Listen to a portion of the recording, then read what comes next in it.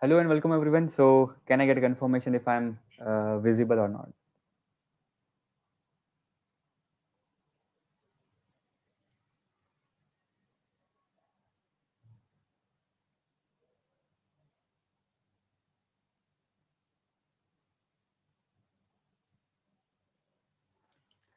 Can I get a plus one in the chat if I'm clearly audible as well as visible?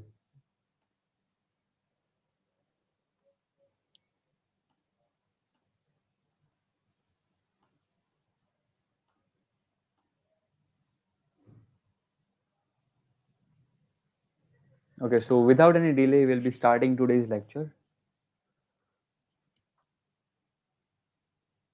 Okay, thank you, Ayush Patel, for the confirmation. Ayush Parui. Okay. So, in today's lecture, first of all, welcome everyone, and can I know from everyone whether you were able to solve yesterday's last question which I gave you in the homework? Yes or no?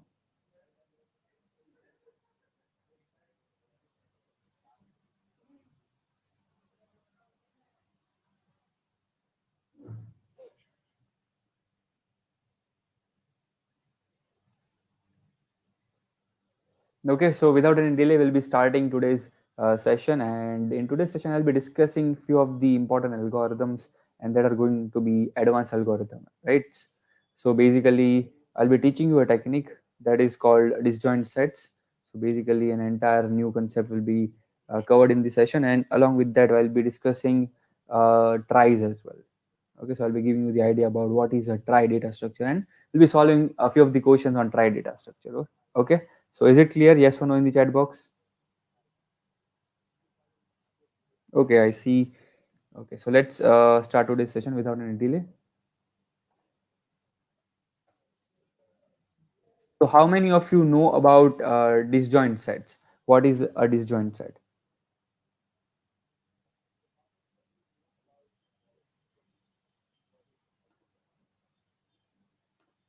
So basically, have you heard the term disjoint set?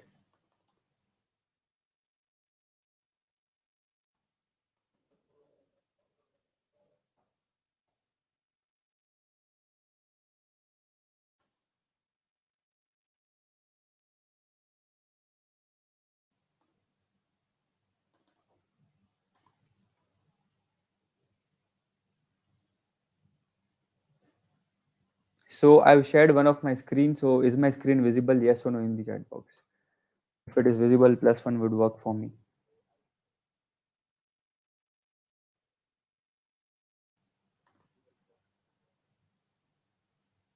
Okay. So let's start today's session, and in today's session we'll be seeing disjoint sets.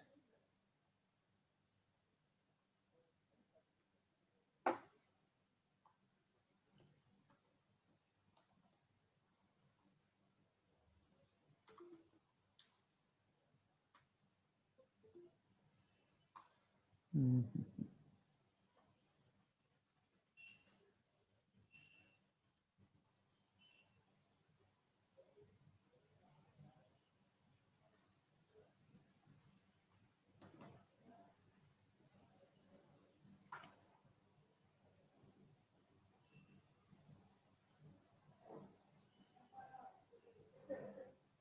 Okay, so someone answered sets which does not have any common element, right? Okay, so that is correct. So just give me a minute. I think I have some technical issue with my laptop.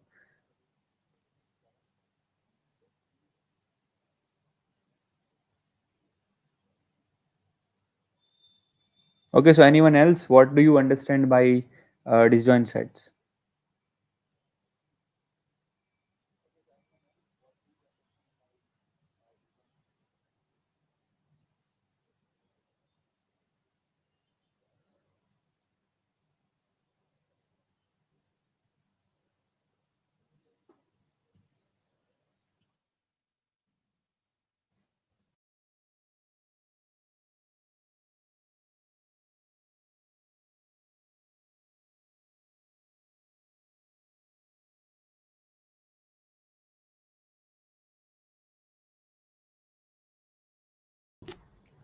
So now am I clearly audible and visible? I guess I'm clearly audible. I'm back. I had some issue with my uh, laptop. So just a minute. I'll be getting back in just a minute.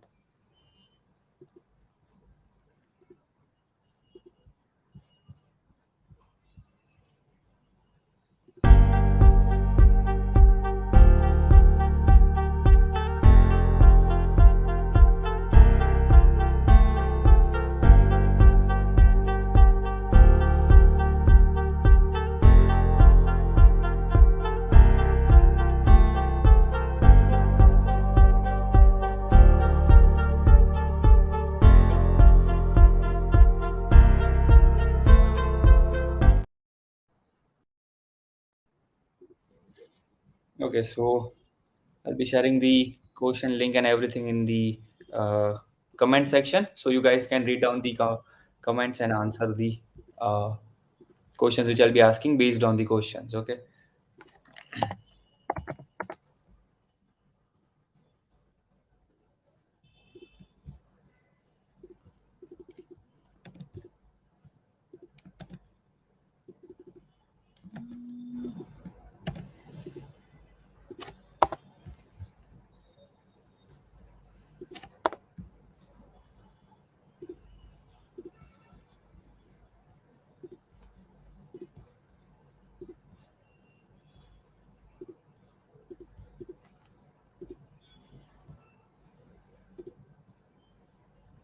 Good evening, Aditya. Good evening.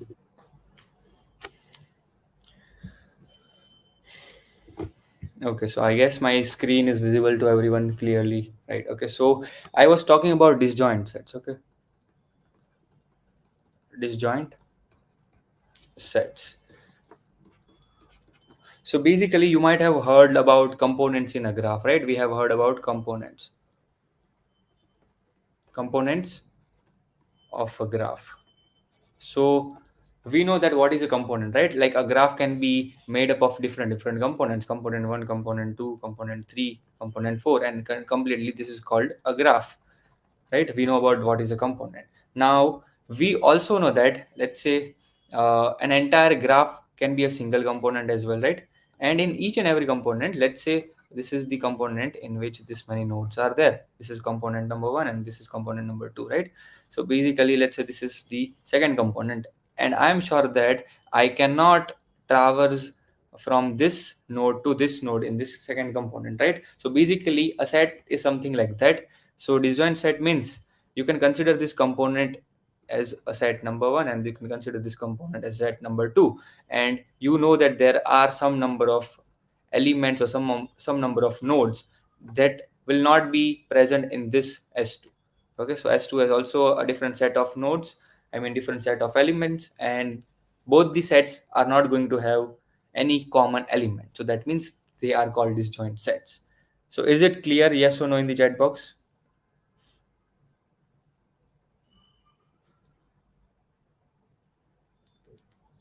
Clear, yes or no, in the chat box? If it is making sense, plus one in the chat box will work. Okay, so that is a disjoint set. Now, what we have to do, let's say, what we are going to study inside disjoint set. So, first of all, let me give you an idea about some elements. Okay, so let's say I have a set of elements 1, 2, 3, 4, 5, 6, and 7.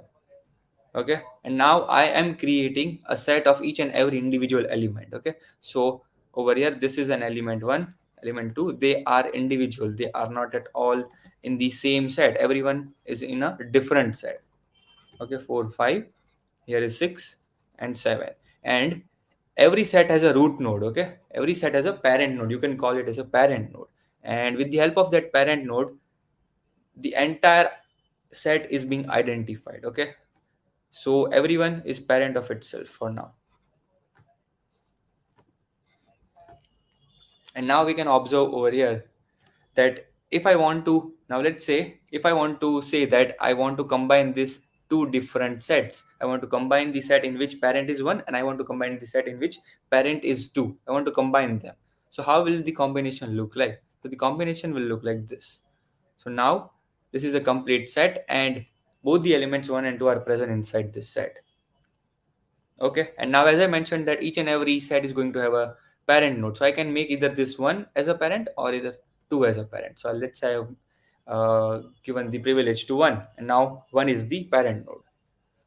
Now let's say I want to combine these 3 elements. I want to combine this set and this set, right? So what I'll be doing, I'll be doing the same thing. Let's say we'll create a bigger set in which all the 3 elements will be present, and I need a parent node. Let's say I have created this as my parent node. So now how many different disjoint sets are visible? How many different sets are visible over here? Can anyone from the audience?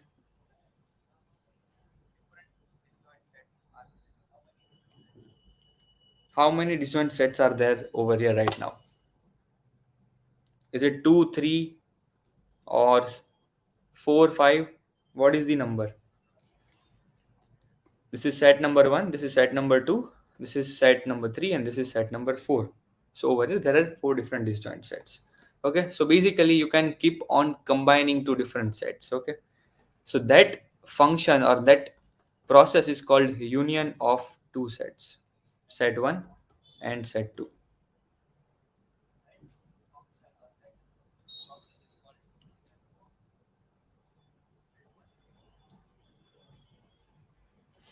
Correct.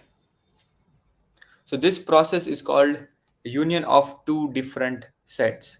So now based on this, I will be having a question. I'll be sharing the link of that question in the comment section, and then we'll be discussing that. Okay, so the first question which we'll be discussing today is called union find. Okay, I've shared the link in the comment section. So we'll be understanding the disjoint set entirely a new topic with the help of this question. Okay, so and we'll be implementing that algorithm union and find over here in this question. So basically we are going to understand with the help of this. Okay, so over here there is something called as union and find, and there are different number of queries given to you. Okay, so let's first of all go to the problem statement, so we'll be having a better understanding what actually we need to do. So this problem is to implement disjoint set union. There will be 2 incomplete functions, namely union and find, and you have to complete these functions. So basically it means it is saying that these 2 functions have to be completed, right? And what is union? Join 2 subsets into a single set. And what is connected? Determine which subset a particular determine which subset a particular element is in. Okay, so is connected means you have to find out that uh, whether the set 1 and set 2 which you are passing as an argument, the elements of those set, are they connected or not. So that is the is connected function will return true or false based on it, right? And this can be used for determining if 2 elements are in the same subset. So basically it means that 2 elements are in same subset or not, that can be determined with the help of is connected method. So example number 1, it says there are n different elements. So I can see over here 5 different elements are present in this, and there are 4 different queries. So first query is union. You have to combine the set containing 1 and 3. So basically let's take this example and let's try to understand what is the function union. Okay, so basically there are 5 different elements, and over here first of all we'll not focus on the number of queries. We first of all need to understand the uh, algorithm or the union process, right? So n is equal to 5, that means 5 different elements, 1 2 3 4 and 5. They are different sets. Okay, and each and every set has a parent node. So this is having a parent node, this is having a parent node, and they are parent of themselves. Now over here, let's say the first argument given to us is union 1 comma 3. So what does it mean? So it means that you have to combine the set 1 or the element in which set 1 is present. You basically have to combine the set that contains element 1 and the set that contains element number 3. So basically I want to combine this two. So after combination, the elements in this set is going to be 1 and 3, right? But now who is the parent? So earlier they were parent of themselves. So what I'll be doing, the parent of this two different set is 1 and 3. So what I'll be doing, let's say I'll be making 1 as the parent of 3. I'll be saying that parent of 3 is equal to 1, and 1 is going to be the parent of this entire set. Now 1 and 3 are present in the same set in which 1 is considered to be the parent node. So now I have you applied the union on element 1 and 3. Is it clear till now? Are you getting what is the union process actually? Is it clear till now? Are you getting what is the union process actually? A plus one in the chat box if you guys are able to understand what is the process union.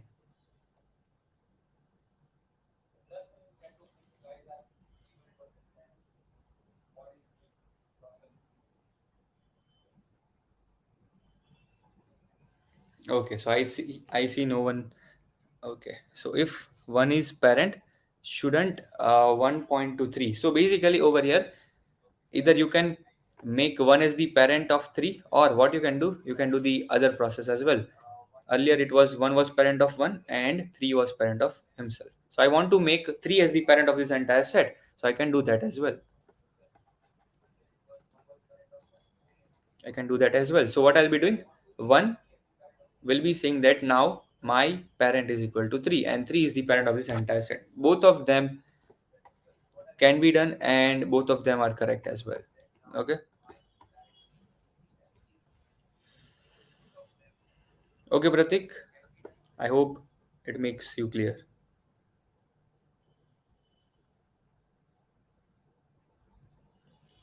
So now basically I'm saying that 1 is the parent of this set. Now again, let's say we have one more functionality, that is union. I have to say union. Let's say the set in which element 3 is present, and let's say 5. I have to do the union of 3 and 5. So I can see I'm saying this union is trying to say that combine this two set. That means these two sets needs to be a union, right? So now basically how to do that over here? First of all, we need to know that who is the parent node of 3. I mean the set in which 3 is present. This is the set in which 3 is present, and who is the parent of this entire set. So I have to figure out who is the parent of the set in which 3 is present. So now basically over here I'm able to see that for this set parent is 1, right? So parent of 3 is equal to 1, and now for the 5, for this element 5 as well, we need to do the same thing. So I have to see that who is the parent of 5. 5 is parent of itself, right? So are the parent of both the elements same? Is 1 equal to 5? Yes or no? No, 1 is not equal to 5. Basically it means that they are not the part of the same set. So now what I can do, I know that parent of 3 is equal to 1 and parent of 5 is equal to 5. So now this is a complete set, a different set, and this is a complete different set. So now what I'll be doing, I'll be combining both these sets. I'll be combining both these sets. That is, either I will be saying that 5 is the parent of 1, or I'll be saying that 1 is the parent of 5. So now let's try to visualize. So basically I'm trying to say this needs to be done union, and now what I'll be saying, 5 is parent of itself. So what I'll be doing, I'll make 1 as the parent of 5. Now this is a completely new set. Are you getting my point? What is the union process on element?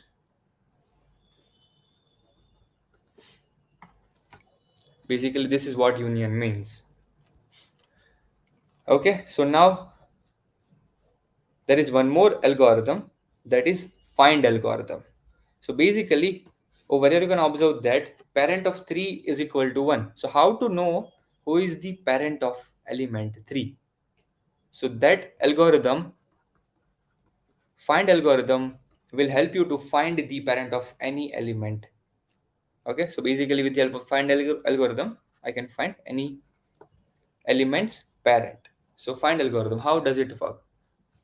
So let's say I want to find the parent of the set in which 3 is present, right? So basically I want to find the parent of the set in which 3 is present.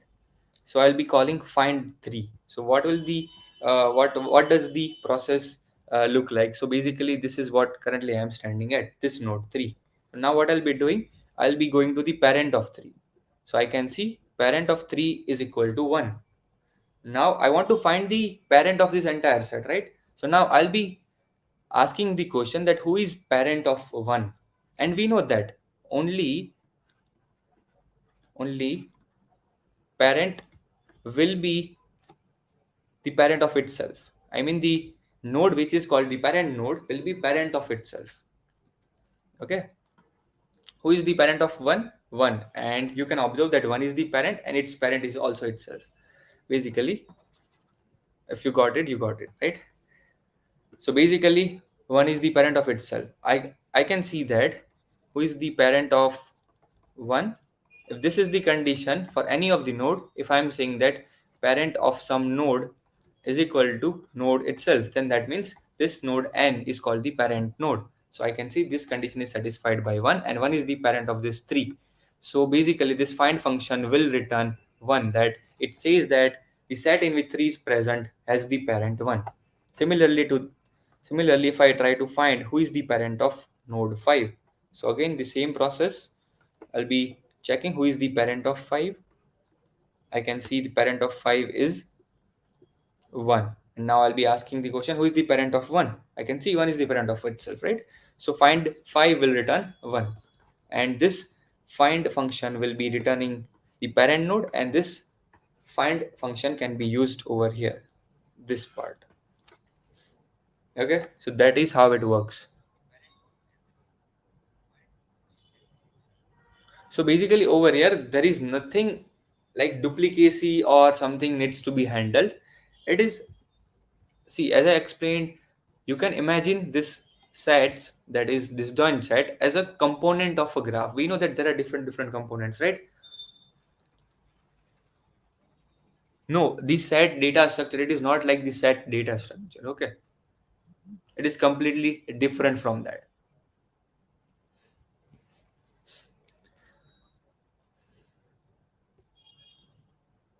Okay, Pratik. So basically, imagine set as a component. You can observe over here in the graph as well.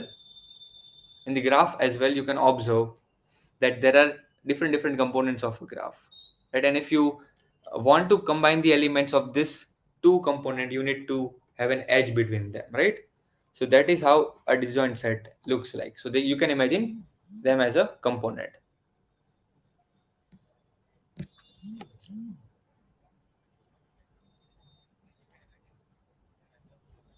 Okay, was it clear, Pratik? A basic idea of what you might have missed out.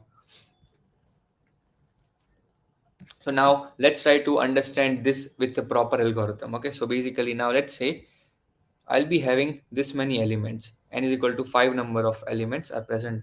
Okay, so that means 1, 2, 3, 4, and 5. So now there are, let's say, different queries, that union 3 and 4, union 5 and let's say 1, and then let's say find the parent of 3, and let's say find the parent of, let's say, 5, again union something, union 2 and 5. Okay, so now let's try to understand how we will be able to implement this part. Okay,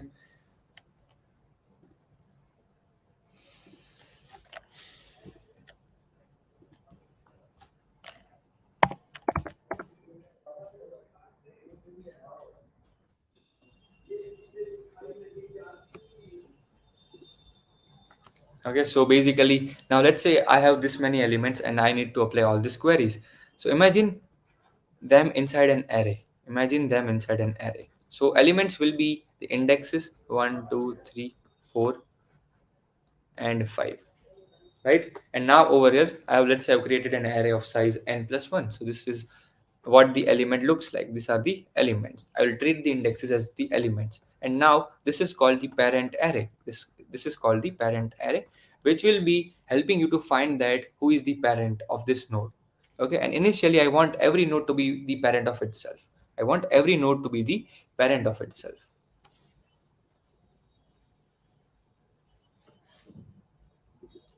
Okay, so basically I want every node to be the parent of itself. So I'll be storing the values 1, 2, 3, 4, 5 as it is inside this.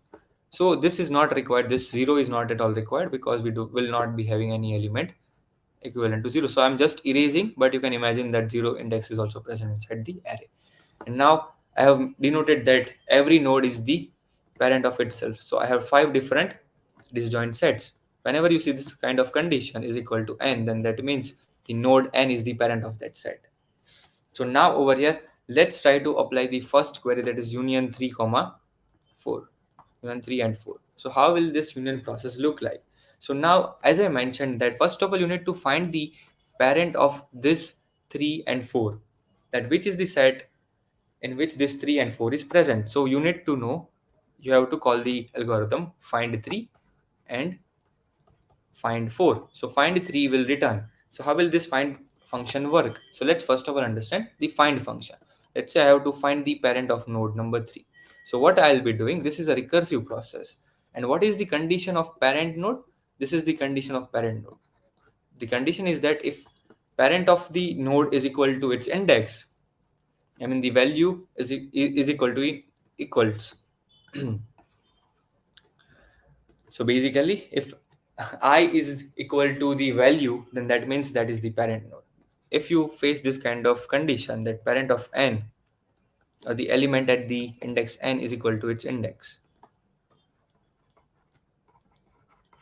Okay, so if this is the condition, then that means n is your parent node. So this will be a recursive function and it will be returning the node n. And let's say the argument looks like this, integer n.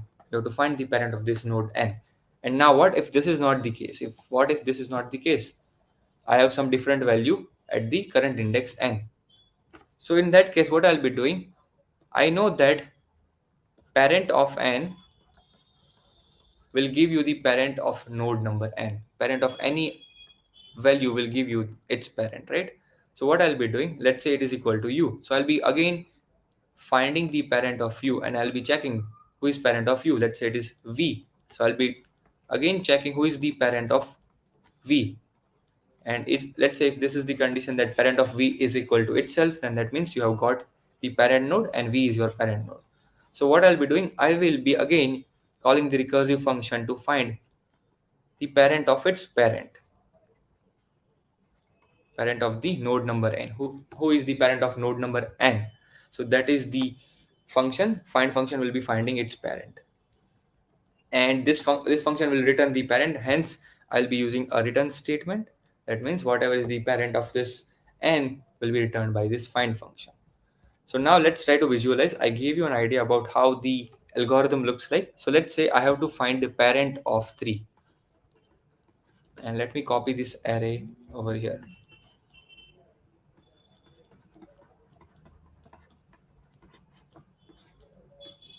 1, 2, 3, 4 and 5. So this find function, I will be finding the parent of node number 5. So I'll be checking whether at this index the value and the index are same or not. Yes, I can see parent of 5 is equal to 5. I can see value and the index is same. So that means 5 is the parent of itself. So 5 will be returned. Okay, let's say now I am finding find 3. So I can observe at this position also 3 is parent of itself. So this function will return 3. And now let's say over here this is the condition.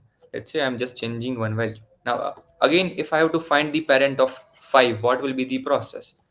So find the parent of 5. So who is the parent of 5? This value, it is equal to 3. So I'll be checking who is the parent of 3. So again, find the parent of 3. I can see 3 itself. So 3 is the parent of the entire set in which 5 is present. Till now, was it clear? Yes or no in the chat box?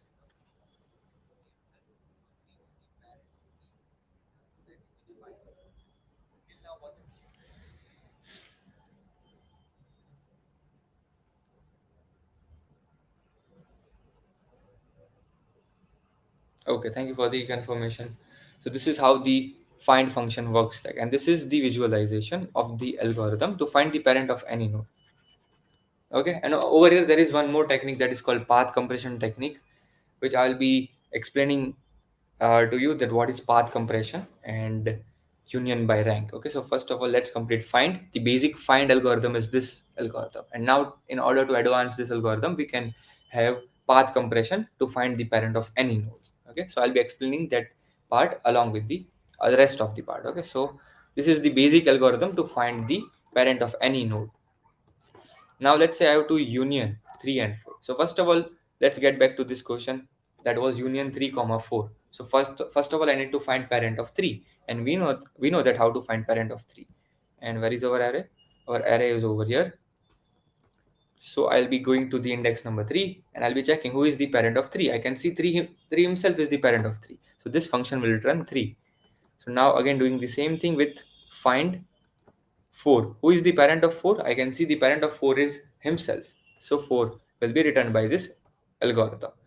So now I have got the parent of both the functions, both the elements 3 and 4. Now what I need to do, I need to combine them, right? Because this is the part of our union function. So I need to combine the set. Let's say parent of 3 is equal to 3 and parent of 4 is equal to 4. Now I need to combine the set 3 and 4.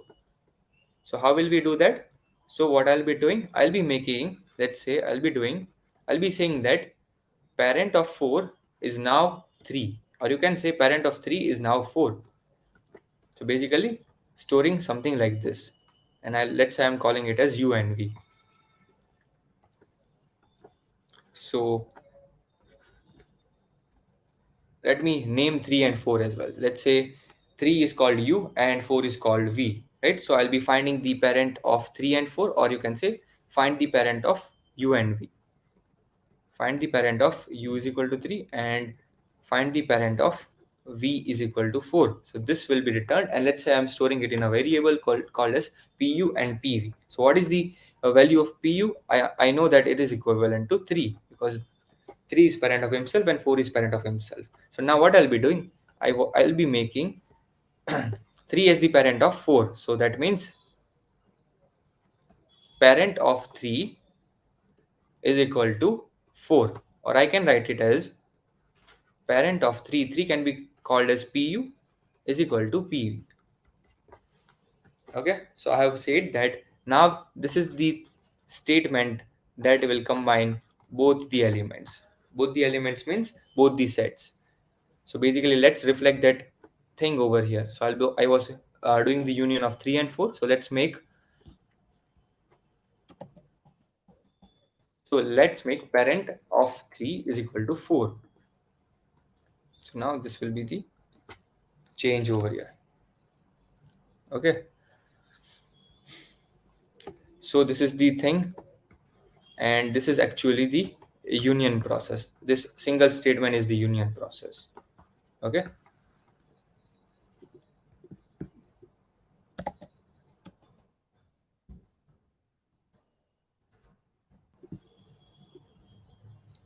and over here actually this is not, union is not a recursive process.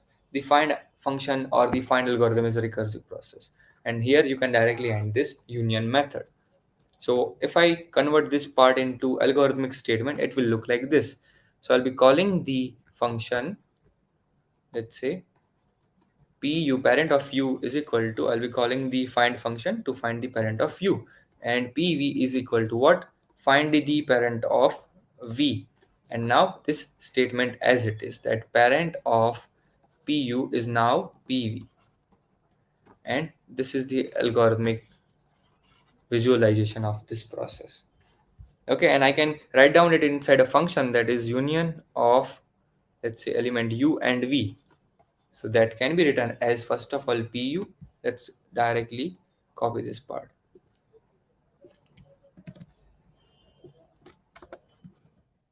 Okay, and that's it.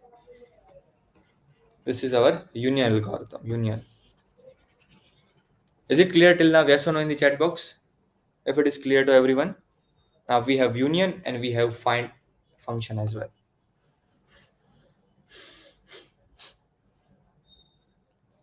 Now let's imagine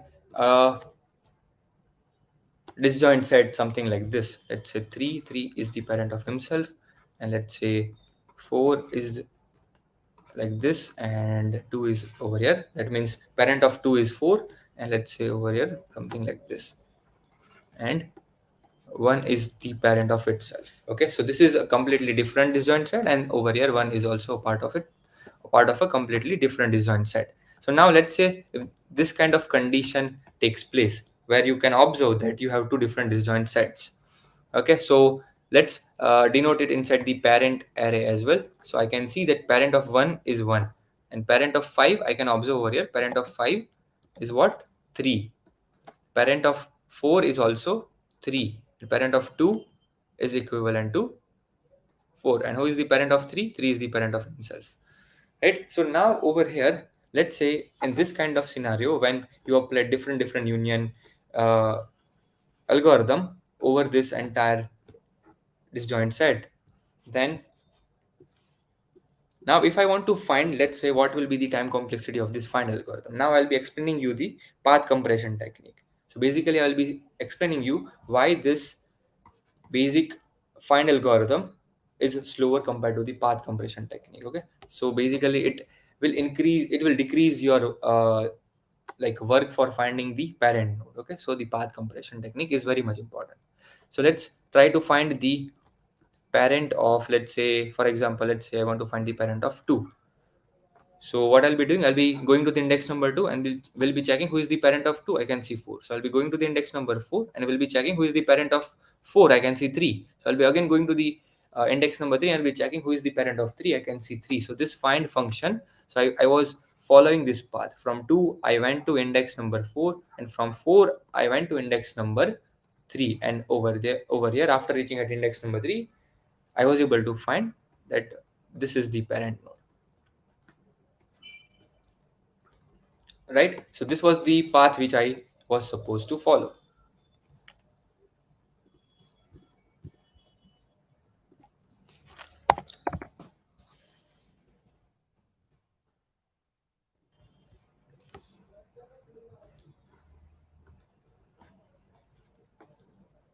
I was writing over here, right?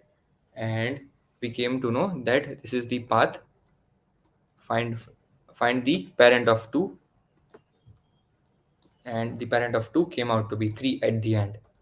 Right, we need to traverse this much of path because we have not stored that for each and every element. What if instead of storing the parent of 2 as 4 and parent of 4 as 3, what I'll be doing, let's say if I apply this kind of modification to this parent of every element. Okay, so what I'll be doing, I'll be saying that I don't want to keep this 4 as the parent of 2. So what I'll be doing, I'll be telling that 2, your parent is directly equal to 3. That means the parent of the entire set. And similarly, you can observe that now 3 is parent of itself, and 5 is directly connected to the parent node, 4 is also directly connected, and 2 is also directly connected to the parent node. So now there is like very less amount of distance that you need to traverse to reach the parent node. Right, over here, this was the depth of this uh, tree. Right, this can be called as a tree as well. If over here you can observe the depth of this tree is equivalent to 2, or the height of this tree is equivalent to 2. Now over here the height of the tree is equivalent to 1.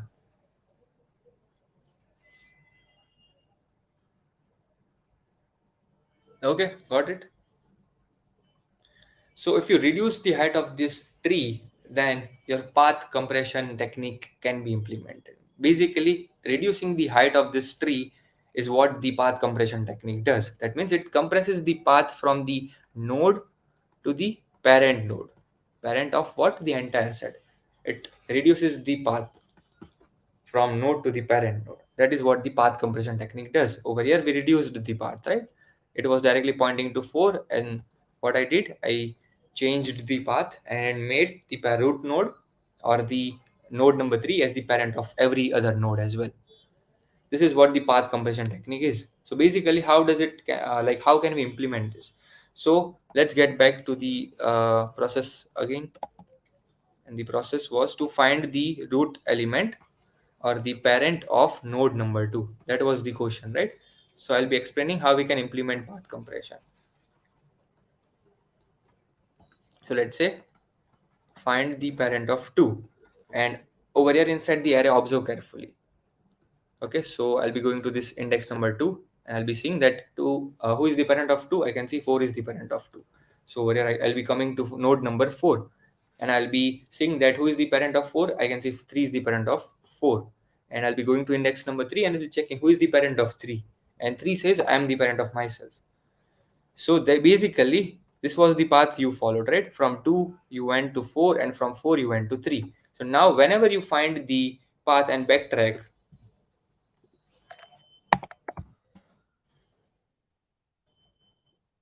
basically whenever you follow the path and you are going to backtrack to the previous node, what you will be doing now I'll be returning the data about the parent node. So 3 will be saying that my parent is 3, and 4 will be informed. So 4 also will be storing the information that 3 has told him, right? So 4 will store that, okay, from now onwards 3 is my parent, although 3 is already present. Now onwards it will be again saying that 3 is my parent. So now 4 will inform to its parent method, that is parent node, that 2. So 4 will inform its child node that over here I can observe that 3 is my parent. So 4 will inform that 2, actually 3 is your parent node. So I'll be changing the value, and now 3 will be stored over here. So basically I reduced the path. You'll be able to observe how the path has been reduced now. Okay, so now these are the modifications which we have done on this entire array. Now let's say again you are supposed to find the parent of node number, let's say 2 again. So how will you find the parent of node number 2? So what you'll be doing, you will be going to index number 2, who is the parent of 2? I can see 3. So you will be directly going to the parent node. And over here you can observe 3 is the parent of himself, and this path was reduced. Earlier you were following this path, and now the path is directly to the parent node. So this is what the path compression technique is. Is it clear? Yes or no in the chat box? A quick confirmation from everyone so that we can move towards the next question as well. Right?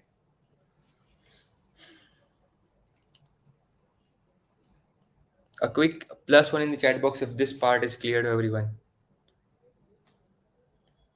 Any doubt, then you can post it in the comment section.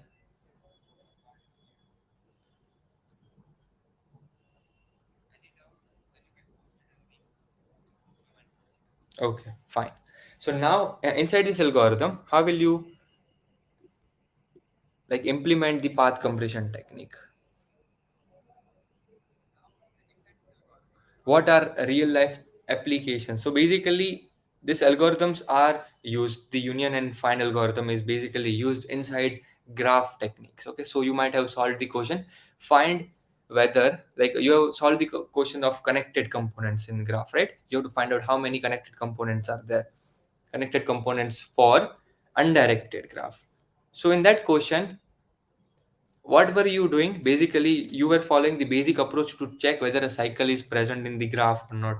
So with the help of this union and find, that can be done in a very less time complexity. And graphs, where do you use graph? The real world application is very much visible to everyone, right? You use graphs in storing the information about your mutual friends. You use the graphs to store the, like, let's say, to know the shortest path from this city to that city. So the real world applications are those applications. So basically it does not directly have real world applications, but indirectly it is affecting at a larger scale. Okay, because it reduces the time complexity.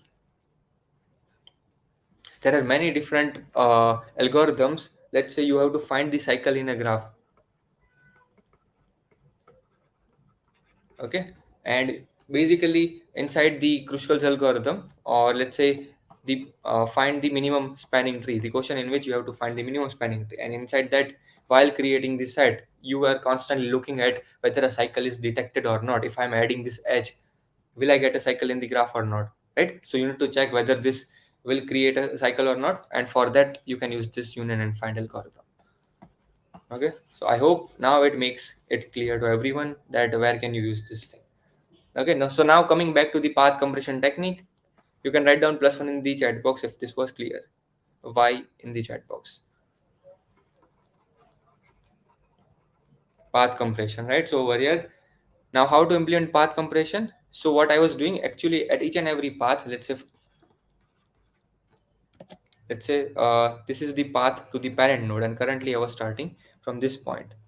So now at each and every point, I will be making the parent as the actual parent node. So I'll be removing this part, and I'll be saying that each and every node is having the parent of the entire set.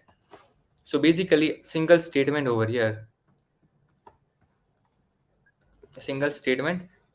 that whatever value is returned over here will be stored in the index as well. I'll not directly pass the information to the parent function, but I'll also store the information at my index, because that value which was returned by the other function was very much valuable, and that was the information about my parent of the entire set. So I'll be storing that value at my index as well, and then passing the information to the calling function.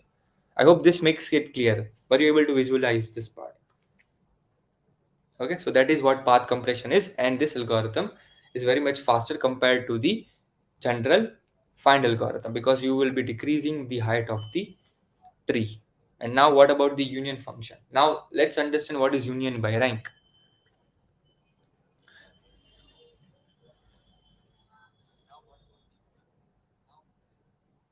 Okay, so now let's quickly understand what is union by rank.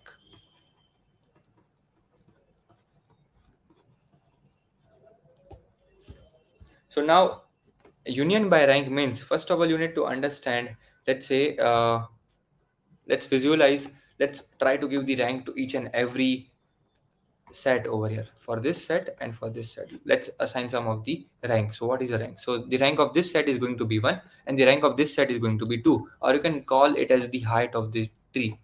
The height of this tree is 1, and the height of this tree is equivalent to 2. So now we can observe, we can, rank is nothing but the height of the tree. Okay, so the rank of this tree is equivalent to 2, and the rank of this tree is equivalent to 1. So now again, along with the parent information, I will be storing the rank of each and every element as well. Okay, so now let's try to store the information of each and every what is the rank associated with each and every node. So for 1, the rank is 1. Now for 2, what is the rank? The rank is the rank of the entire set. It is equivalent to 2. For 4, what is the rank? The rank is equivalent to 2. For 3, what is the rank? The rank is equivalent to 2. And for 5, what is the rank? Is equivalent to 2. So this is the information which I have stored over here. Now, what is union by rank and how it is helpful? So first of all, now let's say if I want to apply a union of 1 and 5, what options do I have? I have two different options. I can make 1 as the parent of 3, or I can say 3, I can say 3 is the parent of 1. I can do either of that thing. Let's say I was supposed to find the union of 1 and 3. Let's say 1 and let's say 4. I was supposed to find the union of 1 and 4. So what I'll be doing, I had two options. First of all, I'll be finding the parent of 1. I can see it is equivalent to 1. Similarly, find the parent of 3. I can see 3, find the parent of 4, not 3. And who is the parent of 4? And let's say I have applied path compression to this entire thing.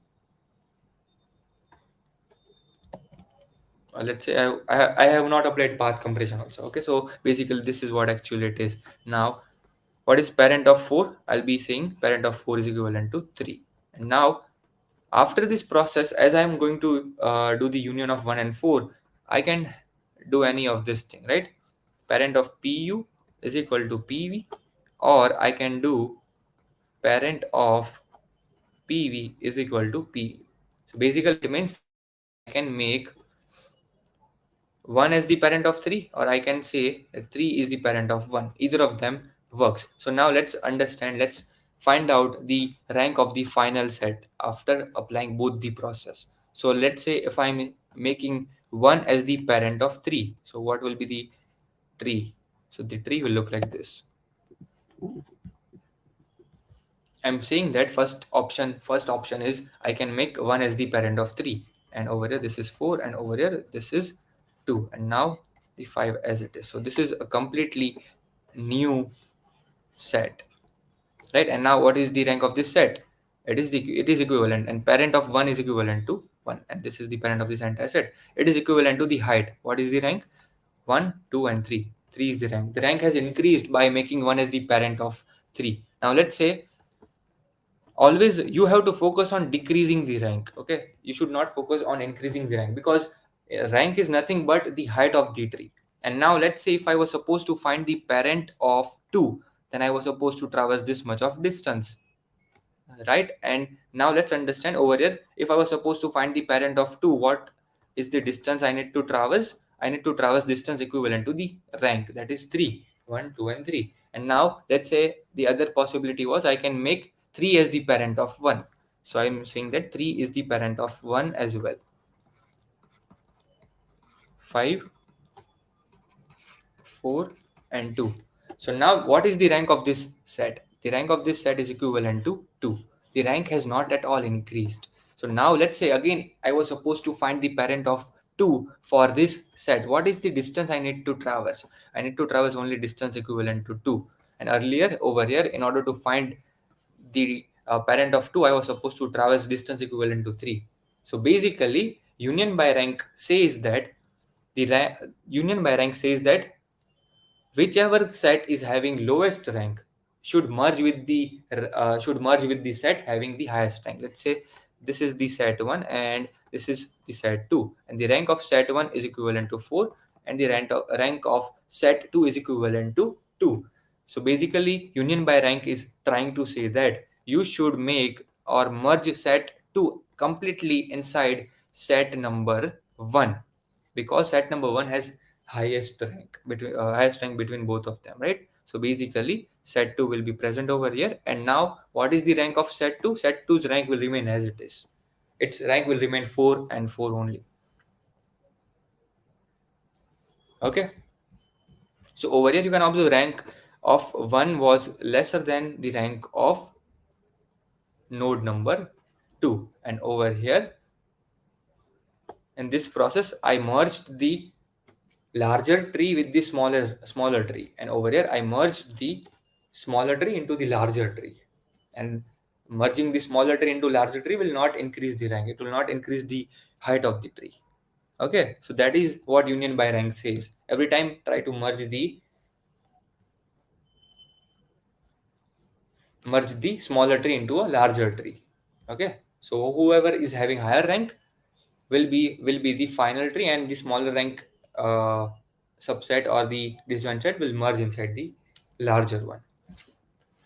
So now over here along with this, and now how to store this information. Okay, so how to store this information and when you should change the information.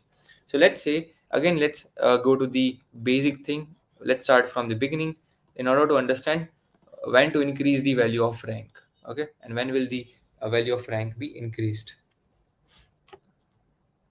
Till now, was it clear? A plus one in the chat box if till now everything was clear to everyone.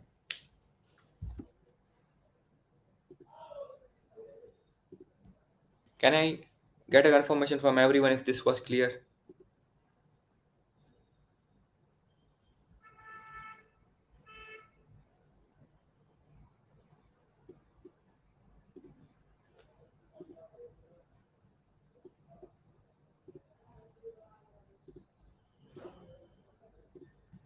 Okay.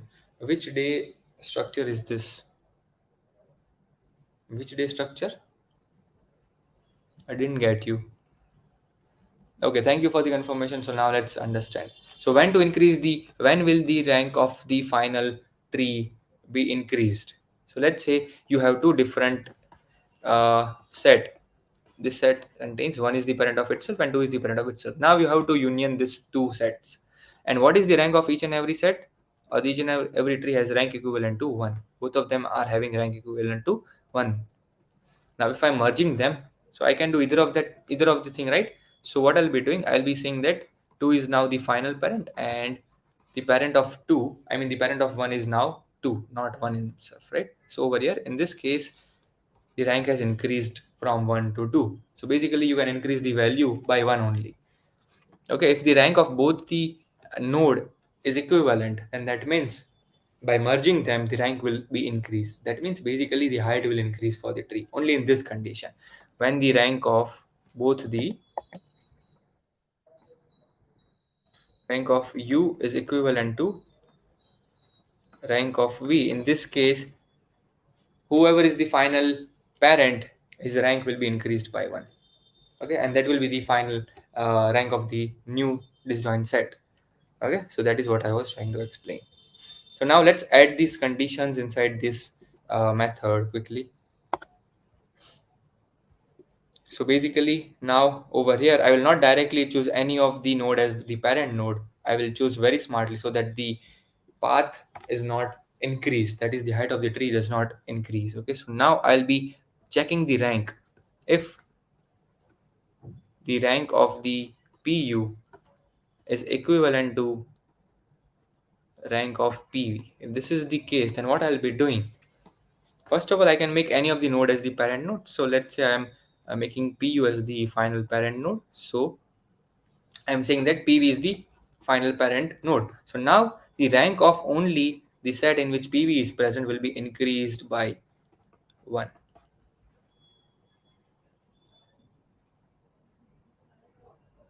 Sir, PICT. Okay. And now if this is not the case, if I'm applying union by rank, then that means you have to merge the smaller tree or the tree with the lesser rank in the tree with the rank higher rank, right? So else what I am going to do, I'll be checking which parent is having lowest rank. Else if the rank of picture is not clear,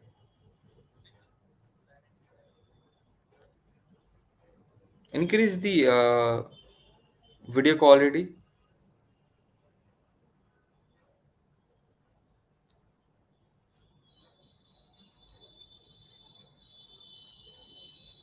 Which picture is not clear? Okay, so else if the rank of PU is lesser than the rank of PV, then that means what I'll be doing, I'll be merging. That means I'll be merging the smaller tree into the larger tree. So the parent of PU will be now equivalent to PV. Okay, and now if this is not the case, then I can say that the rank of PV is going to be smaller than the rank of PU. So I can add that part inside else condition. Else it means that the rank of PV is lesser than the rank of PU. It is lesser than the rank of PU. So now I'll be making parent of PV because PV is equivalent to PU. Okay, because PV was having lowest rank, and now I merged the entire PV into PU because PU was the larger tree. Okay, so this is what union by rank means. So I have covered the entire disjoint set part actually. Disjoint sets. I have explained the path compression technique. So let's again summarize what we covered till now. So I explained about finding the parent of any node. Then we saw how to do the union of two different nodes, U and V.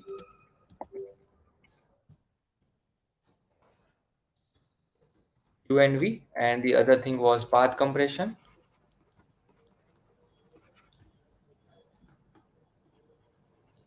What is path compression? And we understood what is a rank.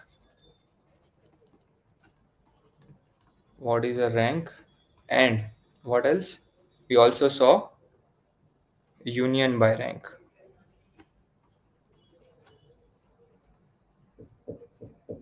Right? So these are the things which we covered till now. And now the question is very much simple. If you have understood this many algorithms, then we can implement the entire question as well. So basically, let's again understand what the question was trying to say. Quickly again revising the question so that we can understand what algorithms do we need to apply. Okay, so you can observe that these are the two different union and is connected function in which I need to, if union function is called, then means you have to join two subsets into a single set. And if is connected is called, then that means you have to determine whether two elements are in the same set or not. Okay, so is connected will return true or false. So now let's completely understand the test case number one.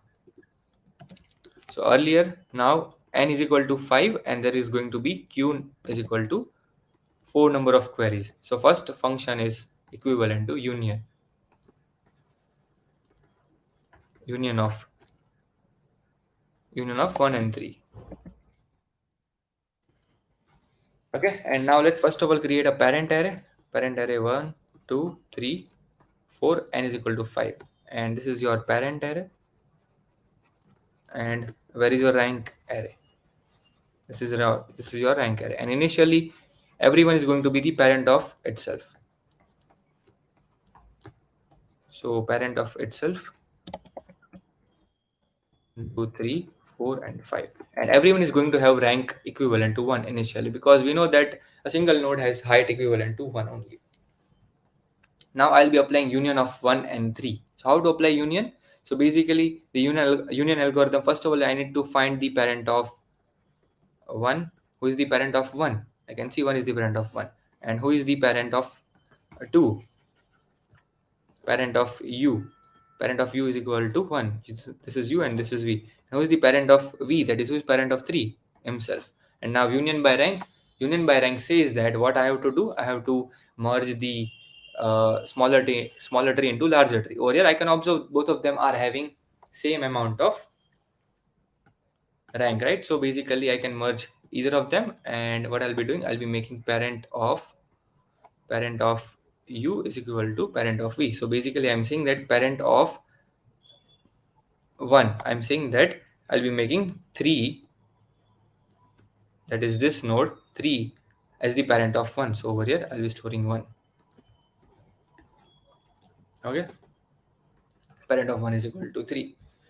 So now the rank of the parent node will be increased by 1. Who is the parent node? 3 is the parent node, so it will be increased by 1, and now this is going to be the rank. Okay, so this is the union function which we have applied right now. So basically union function will not print any kind of output, but is connected method, whenever you encounter is connected query, you have to print either true or false. It will be printed in the output itself. Okay, so now is connected 1 and 2. Now we have to check whether 1 and 2 are in the same set or not. How to know is connected? You have to find the parent of 1 and you have to find the parent of 2, right? Basically in this manner, who is the parent of 1? Parent of 1 is equivalent to 1. Who is the parent of 2? Parent of 2 is equivalent to 2. Is 1 equivalent to 2? Are both of is like do you see both of them have the same parent? No. So that means 1 and 2 are not connected. 1 and 2 are not connected. So this will return false. That means 0 will be printed in the output. Okay. Now the next thing is union. Till now, was it clear or not? Parent of 1 is equivalent to 3. Okay. Yeah, okay. I forgot to apply this part. I forgot to apply this modification, and basically parent of 1 is equivalent to 3. And then also then both of them are not having the same parent. Then that means they are not connected. So is connected will return false in that case. So 0 will be printed. Now the next thing is union of 1 and 5. 1 and 5. So first of all, find the parent of 1. Okay, so that is equivalent to union of 1 and 5. This is u, this is v. Parent of u, that is who is parent of 1? I know parent of 1 is equivalent to 3. And who is the parent of 5? Who is the parent of 5? I can see 5 is having parent as himself. Now what I have to do, as I'm going to do union, I need to merge the smaller tree into larger tree. So I need to check rank of both of them. What is rank of 3? I can see it is equivalent to 2. And what is the rank of 5? I can see it is equivalent to 1. So I'll be merging the smaller tree into larger tree. So I'll be merging 5 into 3. So basically what I'll be doing, I will be making parent of 5 is equivalent to 3. So now, as 3 is the larger subtree, I'll be making it as the final subtree. So I'll be merging the smaller subtree into the larger one. So parent of 5 is now equivalent to 3. So you can apply this part. So parent of 5 is now equivalent to 3. So this modification has been done. Okay, so that was union of 1 and 5. And now what is the other query?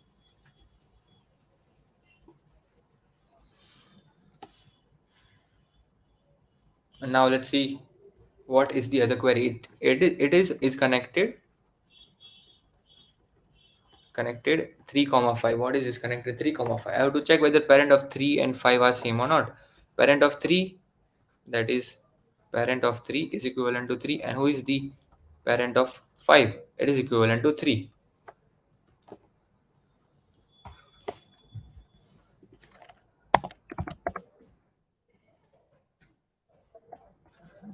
Parent of 3 is equivalent to 3 and parent of 5 is equivalent to 5.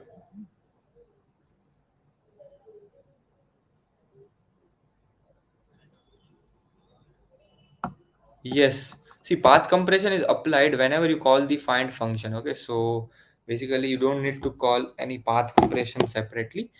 As soon, like as many times you apply the find function, you apply the find algorithm, at that many times path compression will take place. Okay, if it is required, then and only then. Because if already you have done a path compression on this path, then no path compression obviously will take place, right? But whenever you call the find function the next time, it will be on the same tree. If you or on the same path, if you call the find function for the next time, you'll be getting the answer quickly and fast to the previous manner. Okay, so parent of 3 is equal to 3 and parent of 5 is equivalent to 5. 3, who is the parent of 3? Okay, so parent of 5 is not 5 right now. Parent of 5 is equivalent to 3, and both of them are having same parent, so the last is connected will return true.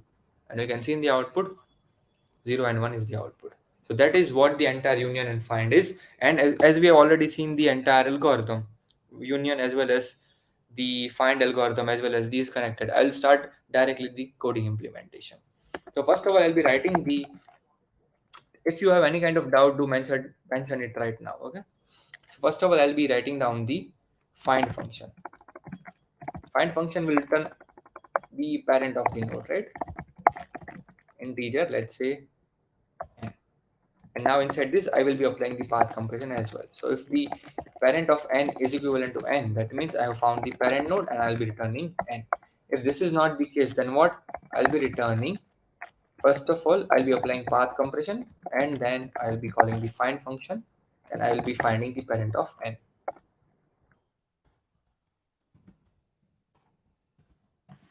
Right? This is path compression. Find function with the path compression. And now let's say over here inside union, what I need to do, I need to find the union of find and parent. And the methods or the arrays rank and parent have already been created, and you can observe the initialization. Each and every parent has been initialized with himself first, and rank of every node is initialized as 1. So you don't need to create any parent and rank function. They have been already been created.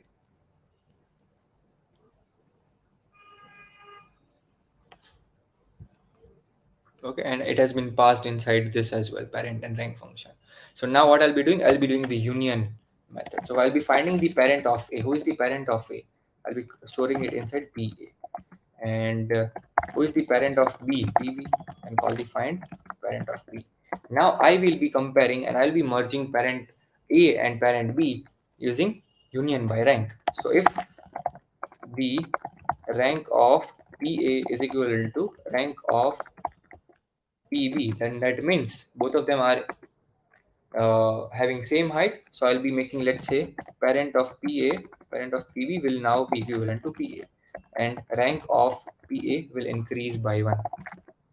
Okay, and if this is not the case, and that means, let's say if rank of PA is less compared to the rank of PB. If this is the case, then what does it mean? So it means I need to merge the smaller tree into the larger tree. So what I'll be doing, I'll be making parent of PA as PB.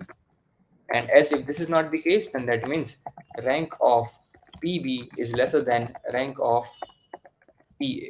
And I'll be making the parent of the smaller tree, that is parent of PB, is now equivalent to PA. Okay, so this is the entire union by rank. Is it clear? Any doubt in this part? So now we can write down is connected method. It is very much simple. First of all, find the parent of A. So call the find function. Find A. Find the parent of B. Call the find function. Find B. And I need to check if PA is equivalent to PB or not. So basically, I'll be returning whatever this inequality operator suggests. Okay, so I have covered the entire disjoint, so you don't have to worry about disjoint sets.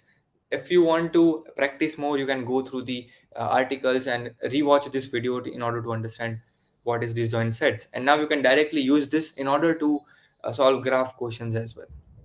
Okay, now let's try to compile and run and see if we have any kind of errors. Okay, and we can see parent. Okay, so everywhere you have used PA entire name, so let's change this as parent over here as well. Okay, and let's compile and run again. And inside the find function, we need to pass the parent array as well, because the parent array has not been passed. Whenever you call the find function, also pass the parent array.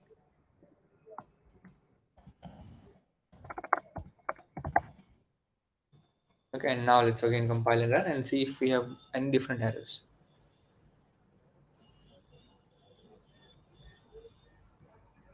Okay, find parent of n and passing the.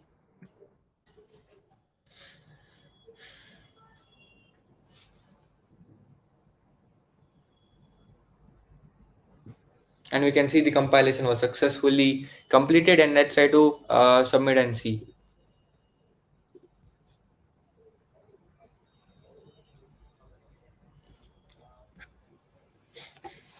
Okay, and the problem was successfully submitted, and we have completed entire disjoint sets. So it is a part of your advanced data structure. This technique helps you to optimize all many of the graph algorithm, especially in which you have to detect a cycle, in which you have to find number of components, and so on and so forth. Okay, so I hope this part was clear to everyone. A plus one or yes in the chat box if till now we got everything which I explained regarding disjoint sets.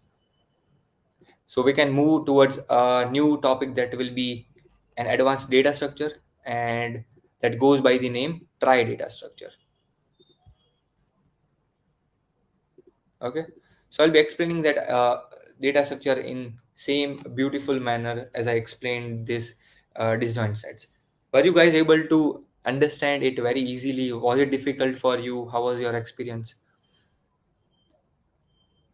So disjoint sets, see directly you might not get any questions based on disjoint sets, but you can get it as a part of, let's say, optimization of the algorithm or of optimization of the solution which you have written, right? So they can ask you to optimize in this time complexity, which can be helpful and which can be achieved with the help of union disjoint set. Yes, it's easy. It's not that much difficult.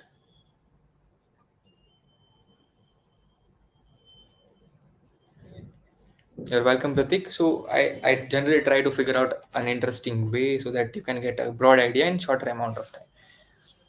So now let's try to understand what is a trie data structure and why do we need it, right? I hope my screen is visible. So let's move down towards the question number 2. And this is also the basic algorithm implementation of advanced data structure. I'm sharing the link of this in the chat box as well. You can have a look at the question simultaneously. So basically, first of all, we need to have an idea about what a trie data structure is. So you might have heard about, or you might have learned about binary trees as well, right? So we know that inside the binary trees,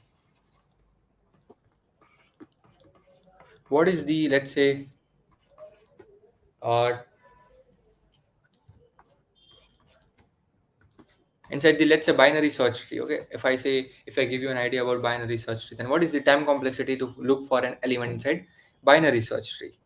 So inside the binary search tree, we know that the time complexity is equivalent to logarithmic of n, right? We know that the time complexity is equivalent to log of n to the base 2. And now let's say if we have a ternary tree, in which if I'm converting this entire binary tree into a ternary tree, let's not take the binary search tree or ternary search tree, just a simple binary tree. This is a binary tree, and let's say this is a different ternary tree. And now let's say if I want to convert this entire into a ternary tree, that means each and every node can have three, and the last one will be having a single node. And what will be the time complexity?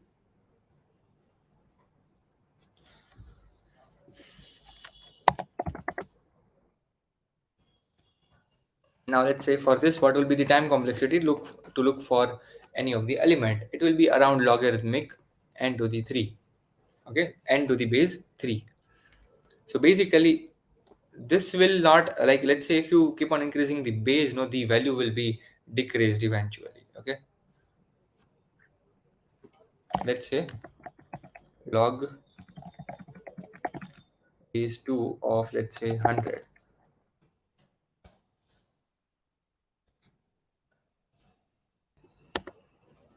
So what is log base 2? Let's see.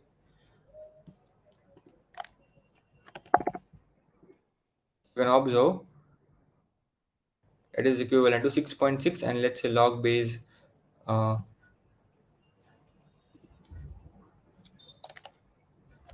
let's say log base 3 of 100. For 2 it was 6.6, right? And for 3, let's see what is the answer.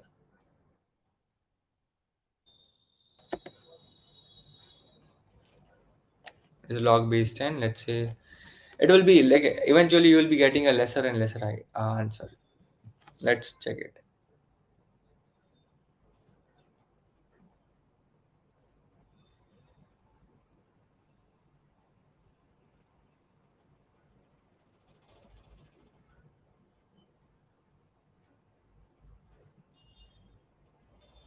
So what is the answer? It is equivalent to,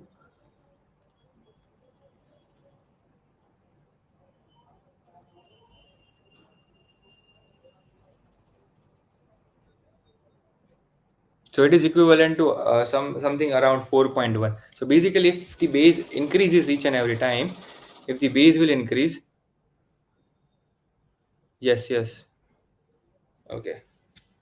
So don't worry, let's we got it. So basically, it is around something 4.1. That is log 100 base 3 is equivalent to 4 point something, and log 100 base 2 is equivalent to 6.6. So basically, the value decreases if the value of base increases. So if you have a such kind of tree in which there are n number of nodes, n array tree, if you have this kind of a tree, then the searching process on this tree can be reduced and array search tree. Okay, so basically you will be having some kind of searching pattern inside this tree. So the time complexity of looking for any of the element will be around logarithmic m to the n.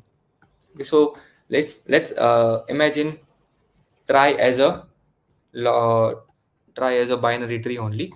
Try as a tree in which there can be at max 26 number of child nodes for each and every parent node.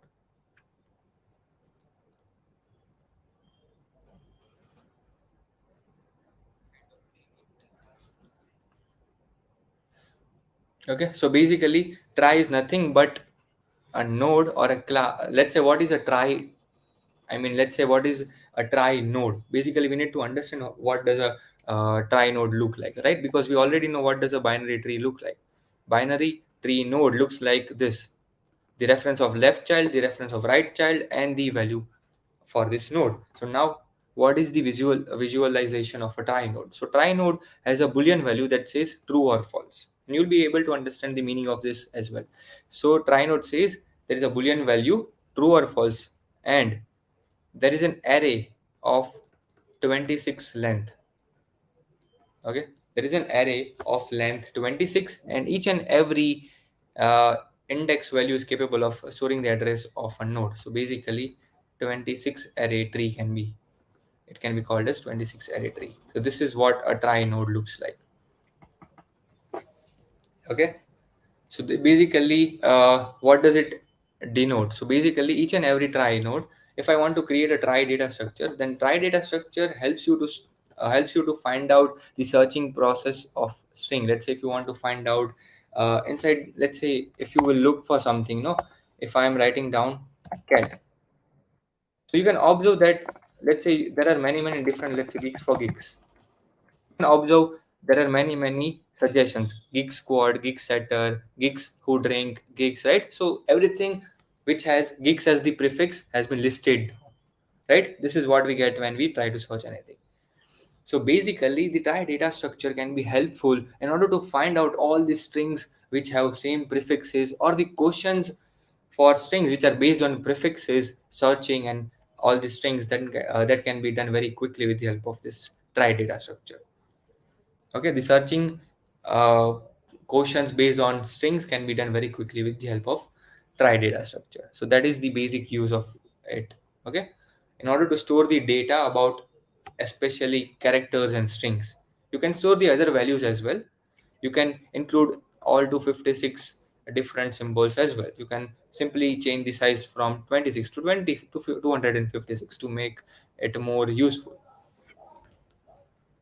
For now, I have used it as a string, so I'll be using the try data structure to store the data about the strings only. So let's say I'm taking this entire array of strings, and I'll be storing or I'll be creating a try data structure of that entire string array. So the words are the, and then there is there, THERE, there, and let's say any, and by, by, and by. I have selected few of the words, and now I'll be creating a try data structure for it. So how to create a try data structure? So there will be a root node, just like different trees. We have a root node for try data structure, and inside the root node, initially I have said that there is a boolean variable as well. So boolean variable will be true whenever you reach the node that is going to be the end of the entire word. Will be coming to that part. Okay, so basically here is our root node, and inside the root node now I want to store the, inside the try data structure I want to store the. So each and every character will be stored inside the try data structure separately. So first of all, inside the root, inside this array, I'll be checking that whether we have any reference of t node or not. If we don't have any reference, then what you will be doing, you will be creating a new node, and you will be giving the reference to that particular index. So now a new node has been created, and that node represents the character T. So now this is your current node. Okay, so now I'm storing the next alphabet, that is H. So again, initially the value remains false for the boolean variable. Now again, what I'll be doing, now for this current node, I'll be looking whether I have a reference of H or not. I don't have any reference, so do nothing, just create a new node. So a new node has been created that represents H, and its initial boolean variable is false. So now the next character is E, and this is your current node. So now I want to check whether the uh, alphabet E is present or not, the reference node. It is not present. So do nothing but create a new node, and you have the boolean variable. So now this is the entire node number E, and this is your current node. So now do we have any other alphabets remaining inside this word? No, nothing is remaining. So the last node, that is the last node E, will have the boolean variable as true. This indicates that this is the end of the word, that some word is ending at this node itself. Okay, so this is the use case of the boolean variable. Is it making sense? Is it making sense regarding about regarding the try data structure?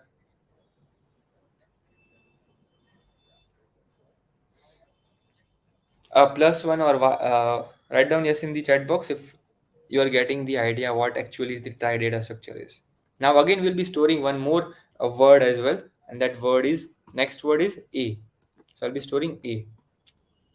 So again I'll be starting the traversal from the root node itself. So now currently my root node, uh, so your current node is going to be the root node for now. And now over here inside the current node, try to find the reference of a, because I have to store the alphabet a. So I can see no reference of a. So what you have to do, you have to do nothing, just create a new node that represents alphabet a. And initially its value is going to be false, its boolean value. So now let's look for the next word. Is it there? No, nothing is present. So the last node is going to have the boolean value equivalent to true.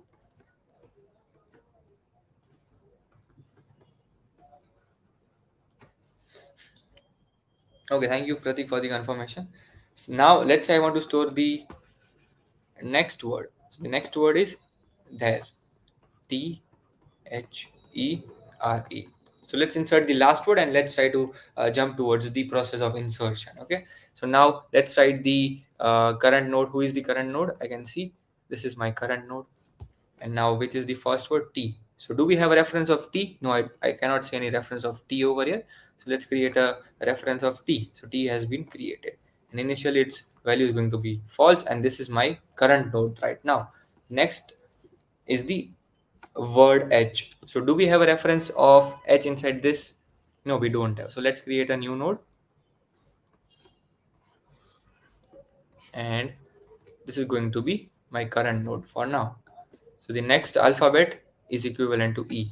So do we have a reference of E inside this node? No, we don't have. So let's create a new node. This node represents E, this node is representing H, and the value is going to be false, and this is my current node. So now which is the next alphabet? It is equivalent to R. So do we see any reference? Nothing is present. So R will be created, and this is the node representing R. This is your current node, and Boolean value will be false for now. And now let's say what we need to do. Next alphabet is E. So for the current node, do we have any reference of E from here? No, we don't have. Create a new node and store the boolean value as true, because this is going to be the last word. So after E, I cannot see anything. So the boolean value for the last node is going to be true. So now this is going to be the end node, and it has been marked as green. The last node is marked as green because this is indicating the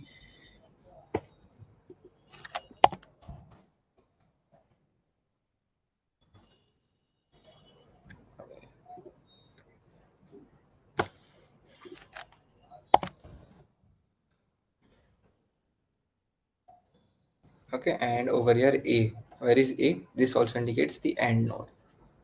Okay. So this is how we can store any string inside the trie data structure. This is how the trie data structure looks like. And now instead of an array, the array is containing nothing but it is containing the mapping of alphabets and the nodes that represent those alphabets. Okay, so array is trying to store this mapping. The alphabet or the characters mapped to the trie node. Which character represents which trie node. So this kind of mapping has been stored inside an array, but you can use a hash map as well to store this mapping. Okay, so this is how the trie data structure works like, and this process in which I was inserting a node is called the insertion process. Okay, and the question is also the same. First of all, in this question what we have to do, basically you have to let's try to read the problem statement now. Okay, so the name of the question is try, insert and search. Both the algorithms will be covered over here, inserting part and searching part. Orally we have just directly seen the insertion, how the insertion process takes place, and now let's try to read the problem statement. Try is an efficient information retrieval data structure. Okay, use this data structure to store strings and searching the strings. Your task is to use try data structure and search the given string A. If found, print 1, else 0. So basically, with the help of try data structure, you'll be having an array of keys, store all the strings inside your try data structure, and you will be required to look for a word inside this try data structure, whether it is present inside the array or not. Okay, so we can use linear search, we can use binary search, but over here we are working inside try data structure. Okay, we are not working on an array. I hope it makes the idea about try data structure clear. So linear search, binary search for searching for a string will be like, let's say, good enough, but it will be not as good as try data structure in all the other terms related to searching a prefix string or a string. Okay, a plus one in the chat box if you guys are able to understand what try data structure is. If you have any doubt till now, just paste it in the chat box. Okay, so let's see the example number one. Over here in the example, you can see the key value is equivalent to it represents the different strings. Okay, the, a, there, answer, any, by, and there, and you have to search for the word the, and this word is present inside the key. We can directly observe and say, but you have to use try data structure searching algorithm. So the is present, hence output is 1. The problem statement is pretty straightforward. Okay, nothing fancy or nothing trickier in the language. So now what we need to do? So now let's try to create first of all the try data structure for this entire key array. Okay, so we already have created, but I'll be not writing down the array details and something. I'll be writing down only the nodes. Okay, so let's copy this part and let's create the try data structure. Okay, so insertion process is required in order to insert any element inside my try. Okay, so the words are the, a, there, answer,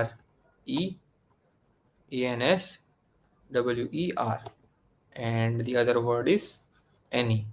The other word is by, and there. We'll be having a very huge try data structure. Let's see. So this is going to be my root node. Okay, so starting from the root node, this is currently my current node. Okay, so starting from this one, do we have a reference of t? No, we don't have. So let's create a node representing t. Now the next word is h. So this is not having any reference for h, so node h has been created, and now the reference of e will be created because this was my current node, and it does not have any reference of e, so node representing e has been created, and now this is going to be my end node, so I'll be marking it as green. So word key the has been inserted. So now let's insert the next word, a.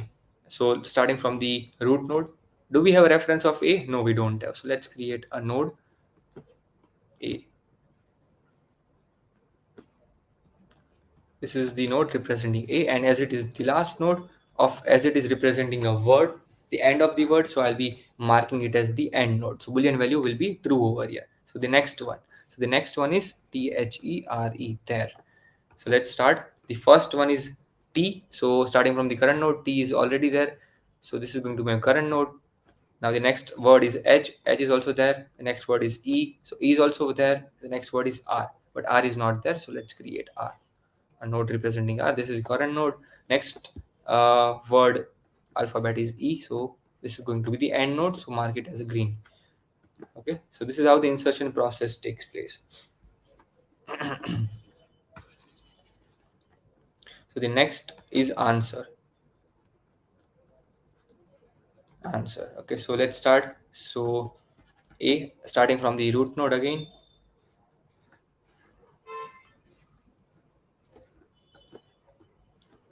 Starting from the root node. This is your root node, current node. Do we have a reference of a? Yes. This is my current node, and not present. So n will be created. This is current node, s not present. So create this s. W not present. So create this w. E not present, and r also not present. So this will be e, and this will be r. And this is the last node, end of the word, variable is going to be true. So answer has also been stored. the entire word has been stored with the help of all the alphabets. So prefix reusability also takes place. Okay, if two strings have same prefix, then they will be reutilized to store the data about the other string. So till now, was it clear? Yes or no in the chat box? Till now, this is what my try data structure looks. Let's quickly complete the entire try. So any, this is my current node. I have the reference of A, I have the reference of N, and this is Y. And this represents end of the node. Let's erase it. And now let's say what is the next word. It is by, starting from the root node. B was not present, B, and then there is Y. So this node is the end node. So the next word is BYE. What is BYE? Let's start from the root node. B is there, Y is there, E is not there. So E, and this is the end node. Again, the last one is there. So let's see. T is there, H is there, E is there. IR is not there, right? So I will be created over here. I and R is the last node. So store it over here. Okay, so this is indicating the end of the word. So this is the entire try data structure. All the strings have been stored inside my try data structure. Now, how will you look for the element inside your try data structure? Let's see. Now, let's include the searching part. Till now, was it clear? Yes or no in the chat box? Quickly, yes or no in the chat box if this was clear to everyone.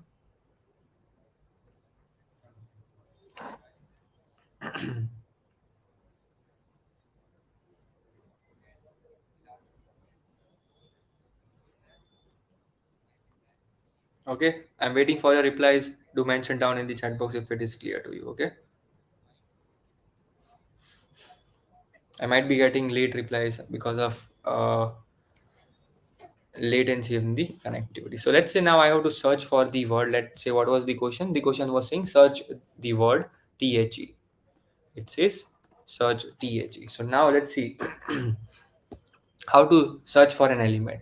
As I mentioned, everything starts from the root node. So this is my root node. Currently you are standing over here. So now what is the string which you are looking for? It is THE, the. So this is the first word. So you have to look whether the reference of T is present inside your current node or not. Yes, I can see this reference is present. So this is going to be your current node for now. So the next word is H. Do you see the reference of H present over here for this word T? For this node T, yes, it is present. It is over here. So this is your current node now. And now the last alphabet, E. So for this, from this node, do you see any node connected which represents E? Yes or no? Yes, it represents this node. And this is your current node for now. And now after this, no word is remaining, no alphabet is remaining.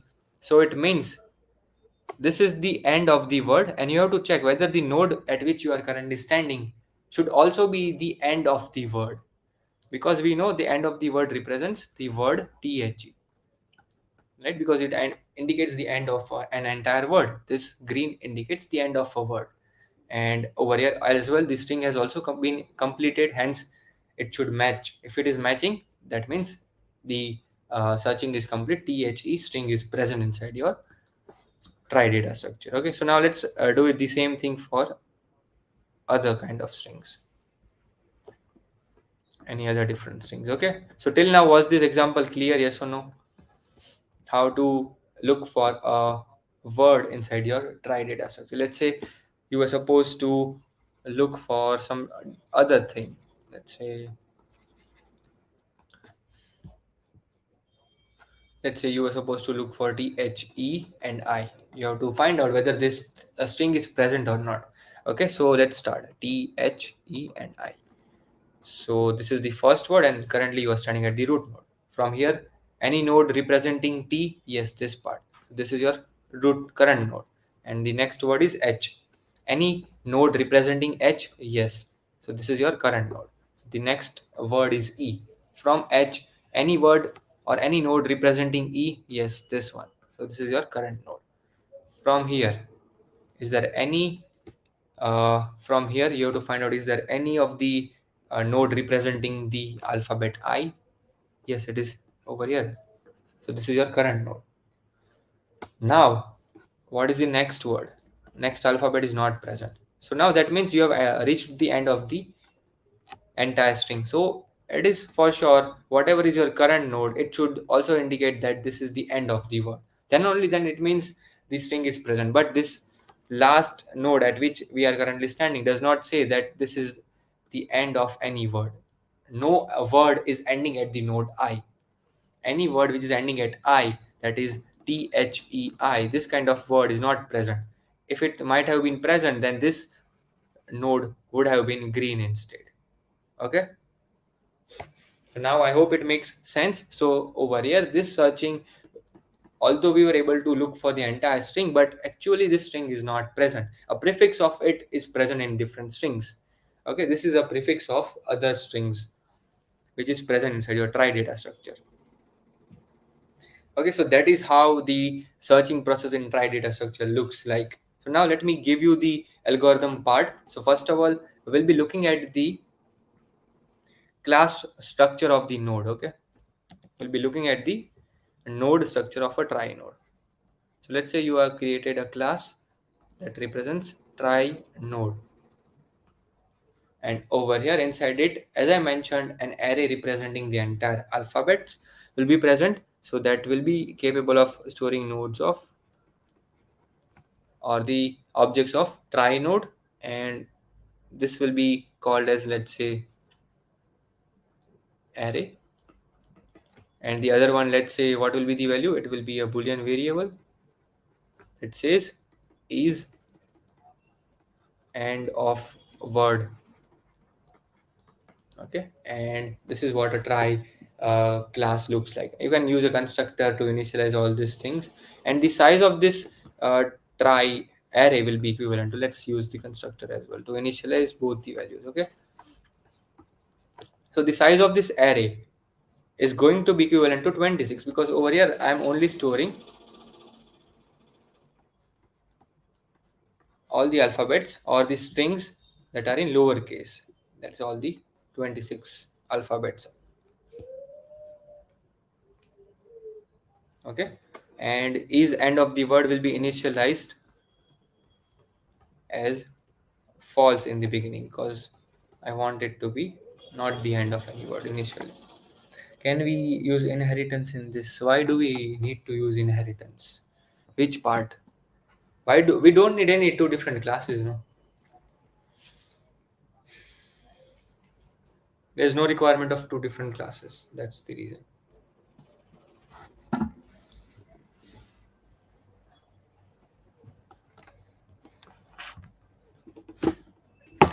Okay, so this is the structure of the try node.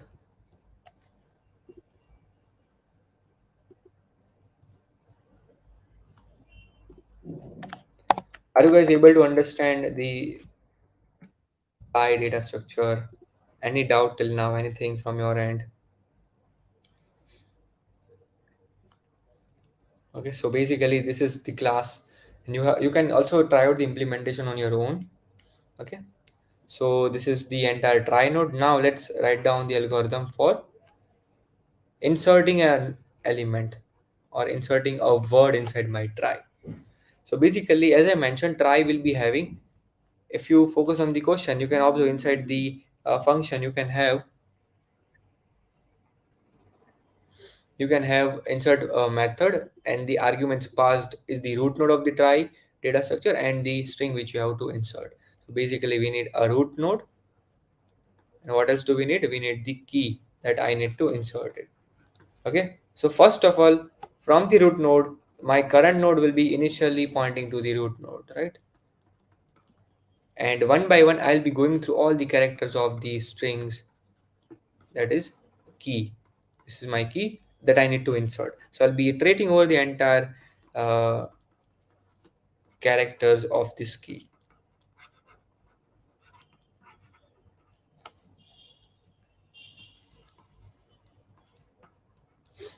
Okay, and while iterating, what I'll be doing, this is my current character, so I'll be extracting my current character in this, let's say, in a variable ch. Okay, and now after extracting the current character, I need to look whether your current node has any child node which is representing the character ch or not. Okay, so I'll be checking if Inside this current node, this is an object, right? So current dot parent, or let's say current dot array. So do I have any reference of ch inside my current node or not? If this is not equal to null, now what is this? Let me explain you. If I have any reference, then that means your current will be equivalent to the reference of that position, or the reference of the child node. If this is not the case, then what else you have to do? You have to create a new node. A new try node will be created. So a new try node, let's call it as temporary. I'm writing a Java similar code, but you can understand it in this manner. So new try node has been created, and what you have to do, this new try node, its reference will be stored at the array in which, at the index representing the character a, is equal to temp. Its reference will be stored over here. A new try node was created, and inside the array, this is my current try node. And now let's say my or current word was equivalent to C, but reference of C was not present. It was null initially. So what I did, first of all, I created a try node. This step indicates it. And then what I did, at this index inside your current array, inside your current node, inside your current array, I stored the reference of this node, that is representing C. Okay, so that is what I did. And now what else do we need? I have inserted it, I have iterated, and now at the end, you need to update the current node. You need to update the current node. So that means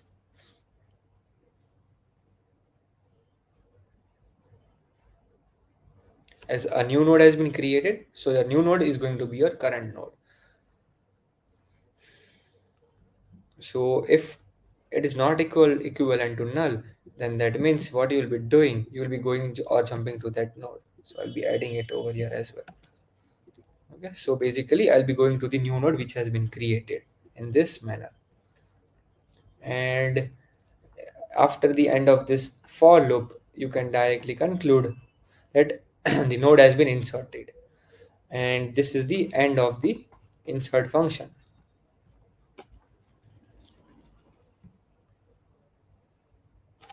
This is how the insert query looks like.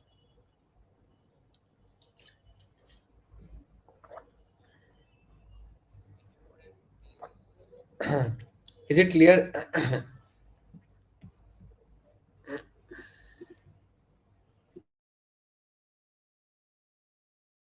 So is it clear, yes or no, in the chat box, if this part was clear to everyone?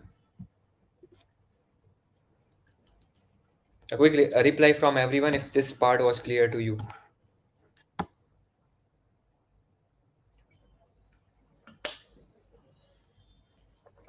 Okay, fine. So this is the entire insert operation. Okay, so let's quickly write down the code of this so that we can get little bit coding part also. Okay, because this code is going to be a lengthier one, because now here it will be the explanation of the searching process.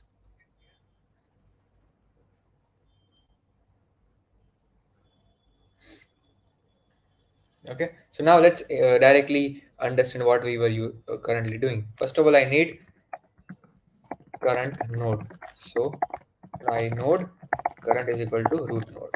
Okay, now what else do we need? The second step says iterate over the entire characters, over all the characters of your string. So I'll be iterating.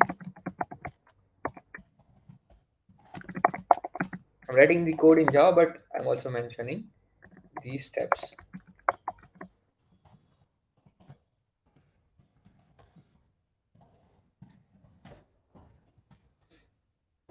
Okay, so now after iterating, I need to extract the character, and let's see what is the character present at the ith index.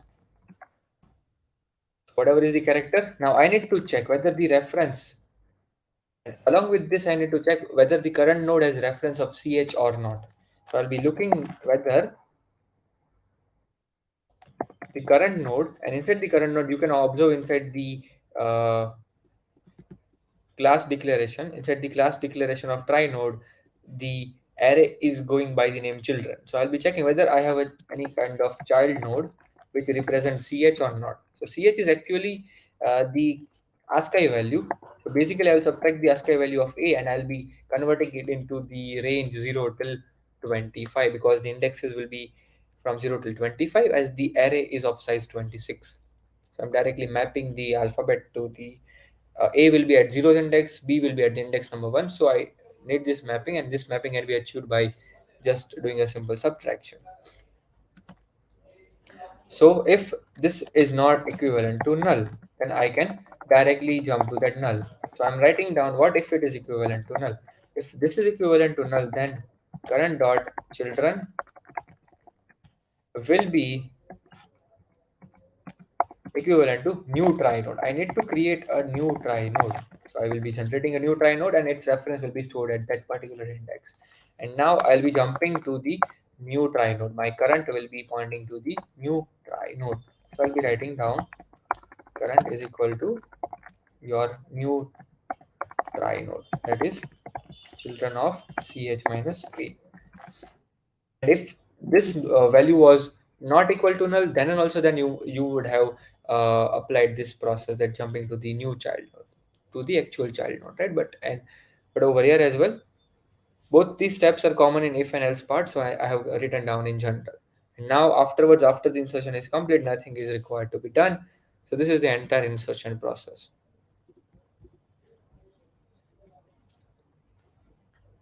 Okay, over here I have written down if else and everything, because this step can be directly avoided without this if condition as well. You can write down this last step, right? Because this step will be executed, does not matter if condition or else condition is executed, and this if condition only contains the last step, that is jumping to the new current node. And at the end, the most important thing, after the iteration over the entire string is complete, the last node will have the boolean value, that is end of the word as true, because that will be representing that this node represents the end of the word. So I need to write down is end of the word for the last node is going to be true.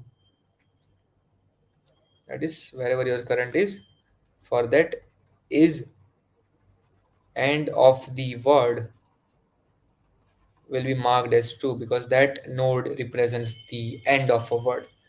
Okay, and now let's, so this was the insertion part. Now let's do the part of searching. Let's understand how the searching algorithm works. Searching algorithm, let's first of all write down the algorithm and then we'll be writing down the implementation. So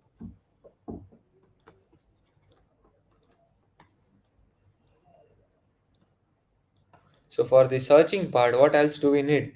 The argument says a root node and a key node. A root node, and over here it is the key node. So how to look for a word? What was the process? First of all, you need the current node standing at the root position. So current node is standing at the root position. Now, what else do you need to do? I need to search for key. So I'll be checking each and every character. So I need the iteration over the characters of the key. So try is also very easy data structure. Okay, so it's not difficult to understand. The length of the entire key, I will iterate. So one character will be present inside the, I'll be extracting the character at ith index and put it inside ch. So now I'll be checking. This is my current node and I'll be checking whether any reference of ch is present or not. So if for the current node, current dot, let's say it's called children. Do we have any children representing ch or not? If we don't have, let's say if we don't have, that means the value will be equivalent to null at that point, right? That means no node or no try node is representing the alphabet ch. If this is equivalent to null, then that means the word is not present, and you can directly return false from this point. Okay, if we don't have any of the try node representing, let's say word E, then that means that entire string is not present. Else we might have created. So if this condition is not true, then what does it mean? If this condition is not true, then that means a child node is present. A child node is present representing ch. So your current will jump to that child node. Current will jump to that child node.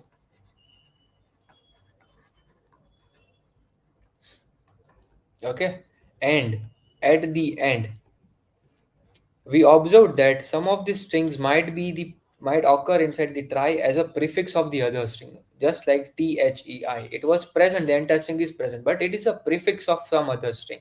So at the end, after looking or after iterating over the uh, entire string key, you need to look whether the last node at which you are standing is having the boolean variable true or false.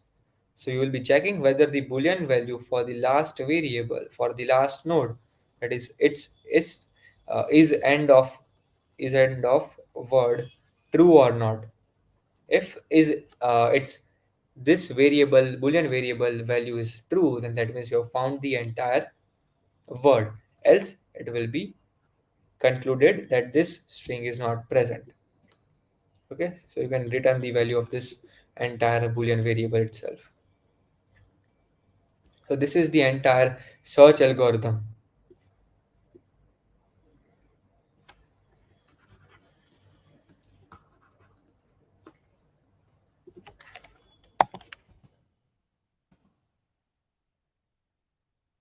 Okay, so this is your search algorithm, this is your class try node, and this is your insert algorithm.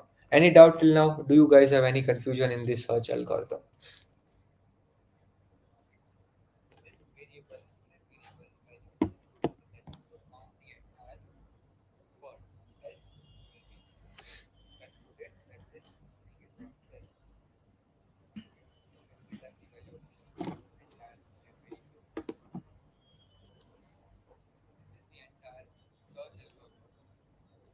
Okay, I see no doubts coming, so I think we can directly jump to the coding implementation for the same. So let's code the algorithm search. Okay, so again, noting down each and every steps of the algorithm. So first step is to get the root node, that is current node. Okay, so try node current is equal to root. And the next step is to iterate over the entire string. So I'll be iterating over the entire string.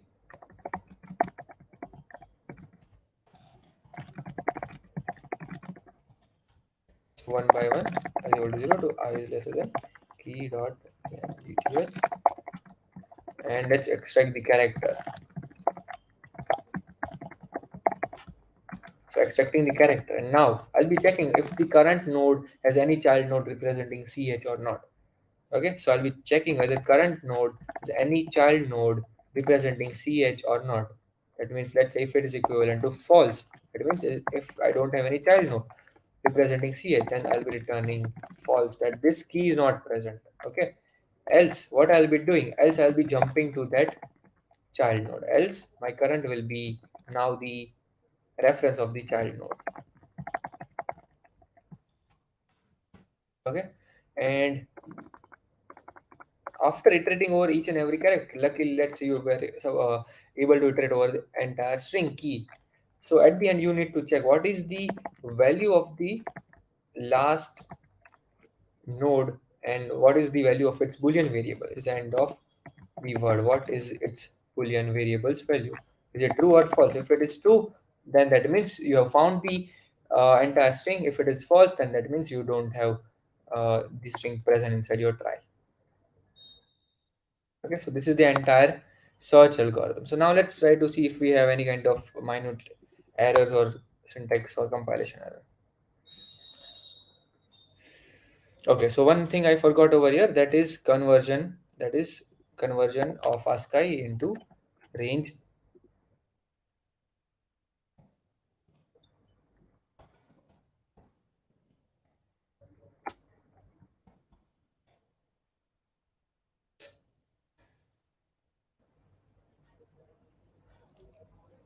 And now we can see the compilation was successfully completed. So now let's try to submit it and see.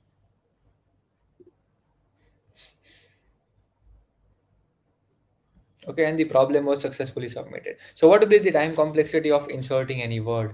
So basically inserting any word takes the time complexity equivalent to the total number of words present inside the array called as key. Okay, the insertion process will take total number of words, I mean the alphabet, total number of characters present inside the key. That is going to be the time complexity of insertion. And what will be the time complexity of search operation? It will be equivalent to the length of the entire key. Okay, so basically if you want to insert a single string, no, then its time complexity is going to be the length of the key only, because you can observe this is the entire uh, what do we say, it is the iteration over the length of the key. And if you want to search, then also then it is going to be equivalent to this, that is the length of the word. You can observe the expected time complexity is order of m plus search. So basically searching will take length of the string time complexity. You can observe denotes the length of the string, and m denotes the time complexity required to generate the entire try data structure. Okay, it is the sum of the length of all the strings which is present inside the key. Basically total number of alphabets present. Okay, so that is the time and space complexity, and this was the medium question, a basic introductory question for an advanced data structure, trie data structure. So I would like to know from the audience, do you have any kind of doubt regarding this? Or else we can move towards the next and last question that I'll be giving you in homework. Do you guys have any doubt? I'll be waiting for a few minutes and then we'll be jumping to the last question. Mark true. Which part? Okay, I guess that was a previous comment. Any doubt? Anyone? Please write down Y or +1 in the chat box so that I can know that we can proceed further.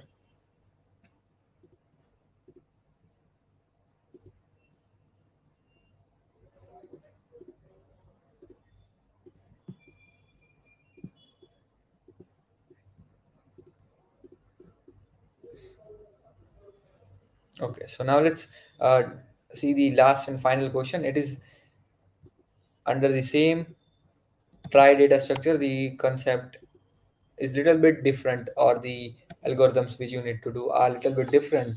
But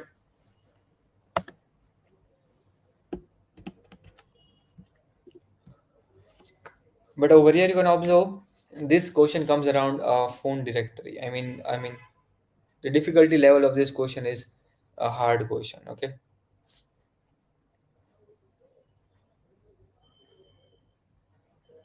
Yes, this is a good problem. So basically, I gave you an example about looking for a word. Like let's say I want to search for ON. If I look for ON, I can get this many different suggestions, right? Which has a same prefix ON. Online SBI, online fans, etc., etc. On OnePlus, OneDrive, right? We have this kind of suggestion in which the prefix is common. The prefix is common and prefix is equivalent to ON. So basically, if you want to implement this kind of functionality, you can utilize the try data structure. Okay, so basically, whatever you can see in this suggestions part can be implemented with the help of try data structure. So you'll be having a set of let's say contact inside your phone directory. There will be different contact. Let's say this is the first contact, x for gigs and gigs for test and etc etc. So what you'll be doing, you will be you have to find out that for the given string s, you will be going through all the prefix substring of the string s, and for each and every prefix substring you will be finding that how many strings are having this as their prefix string. So basically let me give you an idea. Let's copy this part first, and first let's go through the problem statement. So given a list of contacts that goes by the name contact of length n, where each contact is a string which exists in a phone directory and a query string s. The task is to implement a search query for the phone directory. That means run a search query for each prefix p of the query string s from index 1 to the length of the index, that prints all the distinct contexts which have the same prefix as p in the lexicographical increasing order. Please refer the explanation part for the better understanding. Note if there is no match between query and context, print 0. So let me just copy and explain it with the help of an example. Okay, for this, it will be very much lengthier to create an entire try because the words are very lengthier. Okay, so I'm not going to create a try data structure for this for this one. Okay, so basically, what the question is trying to say, you will be given a string that is s, and you will be given a list of contexts of the phone directory.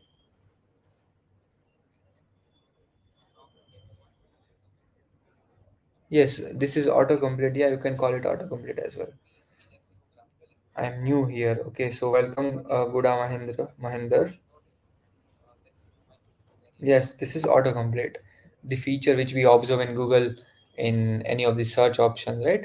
So now what you have to do, this string s is given to you. Okay, so basically you have tried to make this question lengthier, right?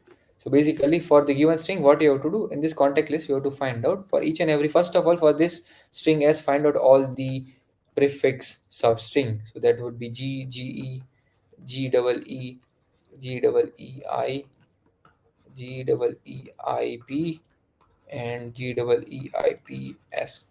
Now, for each and every prefix substring, you have to find out that inside the contact list, which strings are having G as the prefix. So I can observe this, this, and this. And in the output, you have to print them in increasing order. So geek is test, then geeks for geeks, and geeks for test. It has been printed for this G.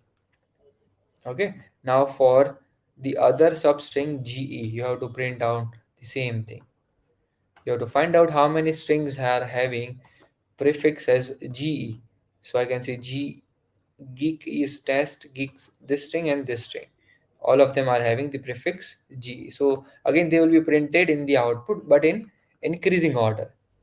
Okay, in lexicographical order. Now the next string is g double e. So for this GEE, how many strings have GEE as a prefix? All of them. So you can observe this is for GEE. Now here comes the different part in which you will be able to observe properly that what should be printed. GE, and then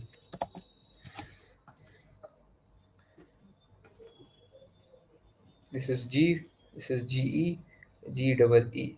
And now for the last one, that is GEEI. Which strings have GEEI as their prefix string? Only one string, so this is for G double EI.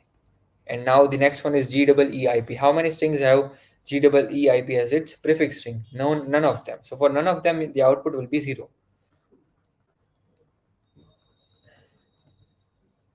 And for the last string, how many strings inside this contact have G double EIPS as the prefix string? None of them. So for that, it will be having output as 0.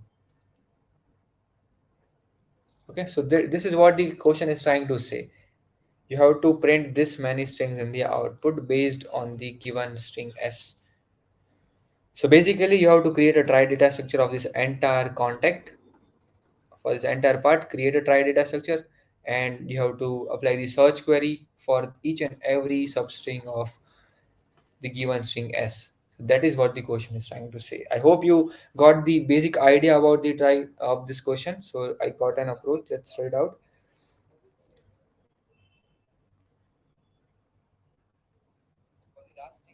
Okay, Pratik, let's. I don't know what you have written, but I kind of like towers to the last node in S, towers to all leaf nodes in left first direction. Okay, so whatever is the approach that is coming to your mind, you can mention down in the chat box as well.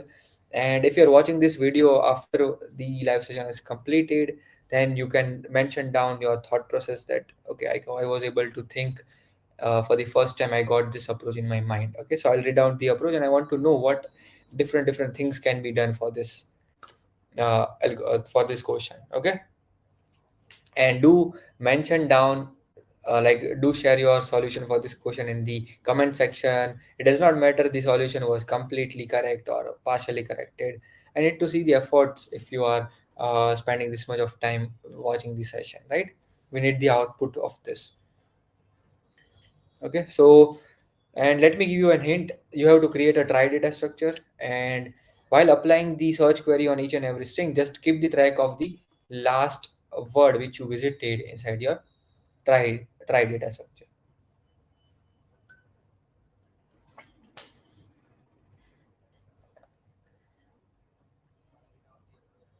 Okay, so that was it. And let me share the link of this if I haven't shared. Okay, I've shared the link also. So do you guys have any kind of doubt regarding anything? I will be waiting for a few minutes and then we'll be ending the session right away. So if you have any doubt, you can mention it right now.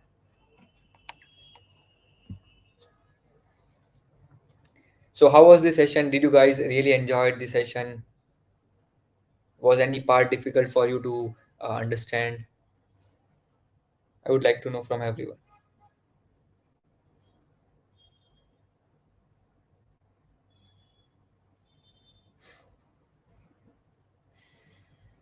Okay, so I see no doubts coming, and so think we are good to go with the session ending part. And tomorrow there will be an interesting session on the uh, DSA topic only. So basically, let's meet in the next session. And if you really enjoyed this session, and if you are looking for such a amazing content, then first of all, like this video and share it with your friends as well. Okay, and do comment down the solution of the question which I've given to you in the homework.